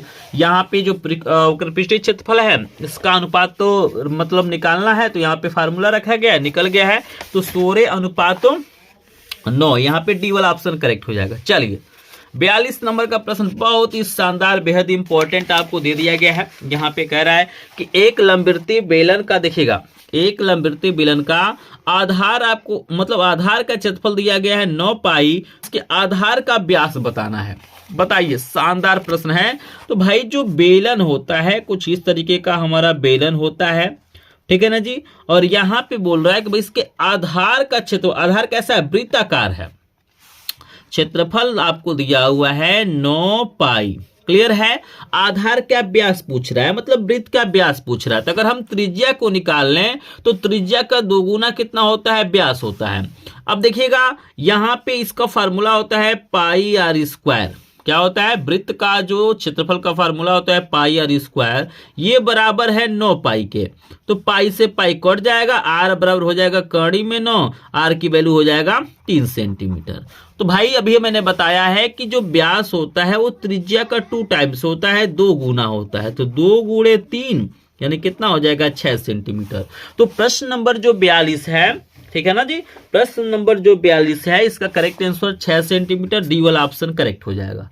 क्लियर है सभी को? चलिए प्रश्न संख्या आपको लेके चलते हैं 43 पे। और 43 नंबर का जो प्रश्न है बहुत ही शानदार, बहुत ही ज्यादा इंपॉर्टेंट है। बिल्कुल ध्यान से देखिएगा, क्योंकि मेंसुरेशन के जो प्रश्न होते हैं इसमें काफी संख्या में बच्चे क्या होते हैं, कंफ्यूज होते हैं कि कैसे हल करेंगे, क्या करेंगे। सारी चीजें मैं बताऊंगा ताकि आपको बोर्ड परीक्षा में किसी तरह की दिक्कत न हो। तो यहाँ पे देखिएगा 43 नंबर का जो प्रश्न है आपको बोल रहा है कि 1/2 सेंटीमीटर व्यास वाले किसी ठोस अर्धगोले का संपूर्ण पृष्ठीय क्षेत्रफल बताइए। तो आप लोग कमेंट में बताइए, इसको हम सॉल्व करने जा रहे हैं। तो देखिएगा हम लिख देंगे 43 नंबर, और यहाँ पे जो व्यास आपको दिया हुआ है 1/2 सेंटीमीटर दिया गया है। तो त्रिज्या क्या होता है भाई? व्यास का आधा होता है। तो आधा करने का मतलब क्या होता है? 1/2 से हम गुणा कर देते हैं, मतलब जैसे नीचे होता है दोनों तो ये भाग होता है, लेकिन 1/2 का मतलब वही चीज हुआ, आपका हो जाएगा 1/4 सेंटीमीटर, ठीक है। और यहाँ भी पूछ रहा है अर्धगोले का संपूर्ण पृष्ठीय क्षेत्रफल। तो देखिएगा संपूर्ण पृष्ठीय क्षेत्रफल का जो फार्मूला होता है आपका होता है कि 3 पाई आर स्क्वायर। बस इसी को सॉल्व करिए। तो 3 गुणे पाई का मान हो जाएगा 22/7। चूंकि यहाँ पे याद रखिएगा कि पाई के रूप में है तो आपको पाई का मान मत रखिए, चूंकि पाई के रूप में देख रहे हैं सब में पाई है तो पाई को वैसे ही छोड़ देते हैं। यहाँ पे आपको हो जाएगा 3 पाई और 1/4 गुणे 1/4, स्क्वायर का मतलब 2 बार। और यहाँ पे देखिए 3 पाई हो जाएगा, ये हो जाएगा 16, यही हो जाएगा सेंटीमीटर स्क्वायर। तो 3 पाई 16 मतलब 3 पाई बटे 16 सेंटीमीटर स्क्वायर। 4 ऑप्शन दिया गया है, यहाँ पे ये वाला बी वाला ऑप्शन करेक्ट हो जाएगा। ये नीचे पाई दिया गया है लेकिन इसका मतलब है 3 पाई बटे 16, ठीक है ना। तो ये वाला ऑप्शन करेक्ट हो जाएगा। क्लियर है? चलिए यहाँ पे 43 क्लियर हो गया। अब देखिएगा आपके सामने ये 44 नंबर दिया गया है कि निम्नलिखित में से कौन सी केंद्रीय प्रवृत्ति की माप नहीं है। बताइए सभी लोग, बहुत ही इंपॉर्टेंट प्रश्न लगातार पूछा गया, इसको सॉल्व नहीं करना है, आराम से बताइए कि निम्नलिखित में से कौन सी केंद्रीय प्रवृत्ति की माप नहीं है। माध्य, बहुलक, माध्यिका, मानक विचलन। बताइए सभी लोग। बिल्कुल डी वाला ऑप्शन करेक्ट हो जाएगा। देखिएगा माध्य, माध्यिका और बहुलक क्या होता है? केंद्रीय प्रवृत्ति के माप में आता है, लेकिन मानक विचलन नहीं होता है। और ये प्रश्न तो बिल्कुल वेरी वेरी इंपॉर्टेंट है, ये आपके पेपर में छप चुका है। 2026 का जो पेपर आपका होगा 27 फरवरी को, उसमें छप चुका है। आपको बताना है कि माध्य, माध्यक, बहुलक में क्या संबंध होता है। जल्दी से सभी लोग कमेंट सेक्शन में बताएंगे। तो याद रखिएगा यहाँ पे 4 ऑप्शन आपको दिया गया है। तो यहाँ पे अगर हम करेक्ट आंसर की बात करेंगे 45 का जो प्रश्न है इसका अगर हम लोग करेक्ट आंसर की बात करेंगे तो आपको याद रखना है कि बहुलक बराबर होता है 3 गुणे माध्यिका माइनस 2 गुणे समांतर माध्य। याद रखिएगा मेन जो फार्मूला होता है बहुलक बराबर वो होता है 3 गुणे माध्यिका माइनस 2 गुणे क्या होता है? समांतर माध्य होता है। तो यहां पे देखिएगा, अगर यहां पे बात करेंगे तो यहां पे 3 गुणे माध्य दिया गया, तो देखिएगा मध्यिका को ही माध्यक बोला जाता है। देखिए बहुलक बराबर ये प्लस है ना, जब इसको पक्षांतर करेंगे तो आपका बहुलक बराबर हो जाएगा 3 गुणे माध्यक माइनस 2 गुणे क्या हो जाएगा, माध्य हो जाएगा। तो ए वाला ऑप्शन बिल्कुल करेक्ट है, याद रखिएगा। यहां पे क्या है, ए वाला ऑप्शन क्या है, बिल्कुल करेक्ट है। चूंकि बहुलक बराबर क्या होता है, बहुलक का मेन फार्मूला होता है कि 3 गुणे माध्यिका, जिसको हम लोग माध्यक कहते हैं, माइनस 2 गुणे समांतर माध्य। जब इसको पक्षांतर करेंगे तो आपका आ जाएगा 45 का ए वाला ऑप्शन करेक्ट है। यहां पे एक गलत इसलिए है क्योंकि यहां पे माध्य दिया गया है। 3 गुणे आपका क्या होता है, यहां पे माध्यिका होता है और यहां पे 2 गुणे क्या होता है, माध्य होता है। तो याद रखिएगा इसको। चलिए 46 नंबर का प्रश्न आपको दिखाते हैं, लेकिन जो लोग वीडियो को अभी तक लाइक नहीं किए होंगे प्लीज वीडियो को लाइक जरूर करेंगे, क्योंकि अब आपका ये प्रश्न खत्म होने वाला है। इस वीडियो में 50 प्रश्न कराऊंगा। और 46 नंबर का प्रश्न देखिए कितना ज्यादा इंपॉर्टेंट आपको दिया गया है। प्रश्न क्या दिया गया है, ध्यान से आप लोग पढ़िएगा और प्यार से आप लोग आंसर बताइए कौन सा ऑप्शन करेक्ट हो जाएगा। कह रहा है कि 1 से 9 तक की प्राकृतिक संख्याओं का समांतर माध्य आपको बताना है। आपको बताना है कि 1 से लेके 9 तक, याद रखिएगा 1 से लेके 9 तक। तो समांतर माध्य का फार्मूला क्या होता है, कुल पदों का योग। तो 1 से लेके 9 तक की जितनी भी संख्याएं हैं उन्हें क्या करना, आपको जोड़ना है और 9 से भाग कर देना है। फार्मूला सिंपल सा है, कुल पदों का योग बटे पदों की संख्या। तो जब सबको जोड़ेंगे तो आपका 45 आएगा और यहाँ पे 9 9 पचे 45, 5 करेक्ट आंसर हो जाएगा। कितना हो जाएगा, 5 हो जाएगा। बी वाला ऑप्शन करेक्ट है। चलिए अब यहाँ पे देखिए 1 से 15 तक की सम संख्याओं का समांतर माध्य पूछा गया, देख रहे हैं ना। 1 से लेके 15 तक का 47 पूछ रहा है, 1 से लेके 15 तक सम संख्याएं। तो जब पूरे सम संख्याओं को जोड़ेंगे ना तो आपका आएगा ये 56 और 7 गो सम संख्या होता है। स्क्रीन पे लगा देता हूं, देख सकते हो। और भाग करेंगे तो 8 आपका करेक्ट आंसर हो जाएगा।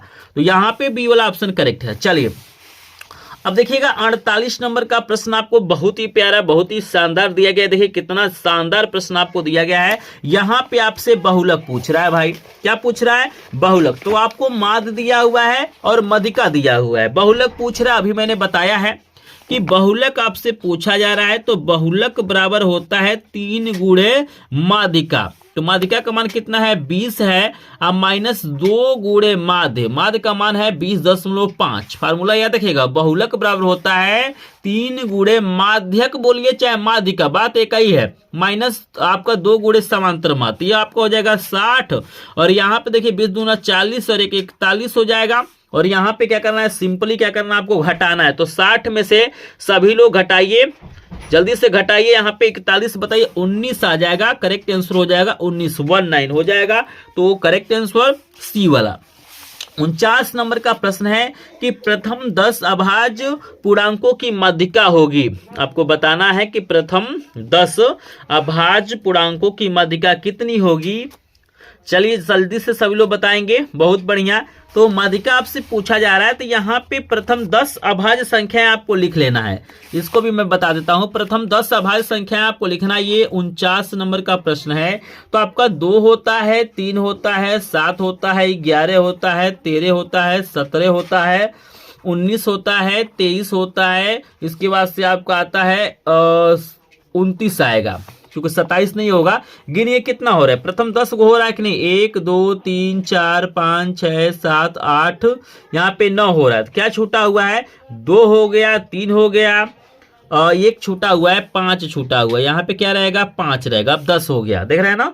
तो 2 3 5 7 11 13 17 19 23 29। अब इसका माध्यिका बताना है। तो टोटल देखिएगा n की वैल्यू कितना है, 10 है। और 10 कैसे संख्या है, सम संख्या है। और ये ऑलरेडी आपका आरोही क्रम में दिया हुआ है, तो परेशान नहीं होना है। यहां पे याद रखिएगा माध्यिका बराबर एक फार्मूला होता है 1/2। क्या होता है, 1/2 n/2 मतलब n/2 पद, और प्लस होता है आपका n यहां पे होता है /2 प्लस 1वां पद। ये होता है फार्मूला सम संख्या के लिए। अब विषम के लिए तो सिंपल होता है, n प्लस 1/2 होता है, ठीक है ना। तो यहाँ पे चलिए इसको सॉल्व करते हैं। तो 1/2 देखिएगा, n का मान कितना है, 10 है। तो 10 का आधा करेंगे तो आपका हो जाएगा 5वां पद, 5वां पद। और इसमें 1 जुड़ जाएगा तो 5 1 कितना हो जाएगा, 6वां पद हो जाएगा 6वां पद। तो 1/2 5वां पद क्या है 1 2 3 4 5, 5वां पद आपका है 11 और 6वां पद है आपका 13। 11 13 को आपको जोड़ना है तो यहाँ पे 1/2 हो जाएगा, इसको जोड़ेंगे तो 24 हो जाएगा, काटेंगे तो आपको कितना हो जाएगा 12 हो जाएगा। तो माध्यिका कितना हो गया आपका 12। तो इस तरीके से सॉल्व कर सकते हैं। तो यहाँ पे जो करेक्ट आंसर है 49 का बी वाला हो जाएगा। अब 50 नंबर का प्रश्न भी बहुत ही शानदार है। पूछ रहा है कि प्रथम 10 प्राकृतिक संख्याओं का माध्यिका आपको बताना है। माध्य नहीं पूछा वो माध्यिका। तो 1 से लेके 10 तक की जो संख्याएं हैं इसका आपको माध्यिका बताना है। आपको ऑप्शन 5 दिया है, 5.2 है, 5.4 है, 5.5 है। तो 4 ऑप्शन दिया गया है। ये आपका होमवर्क रहेगा।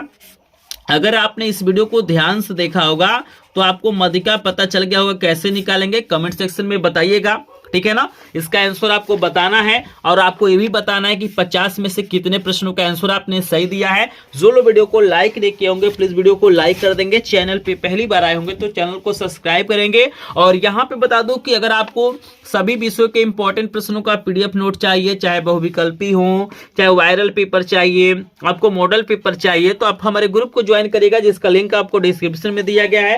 अगर डायरेक्ट पीडीएफ नोट चाहिए तो चैनल को सब्सक्राइब करके वीडियो को लाइक करके हमें क्या करना है मतलब व्हाट्सअप करना है। आपको एक नंबर दे रहा हूं, इस पे व्हाट्सअप करिएगा कि भाई आप मुझे पीडीएफ नोट चाहिए, आपको पीडीएफ नोट मिल जाएगा। तो चलिए मिलते हैं नेक्स्ट वीडियो में, तब तक के लिए आप सभी का धन्यवाद।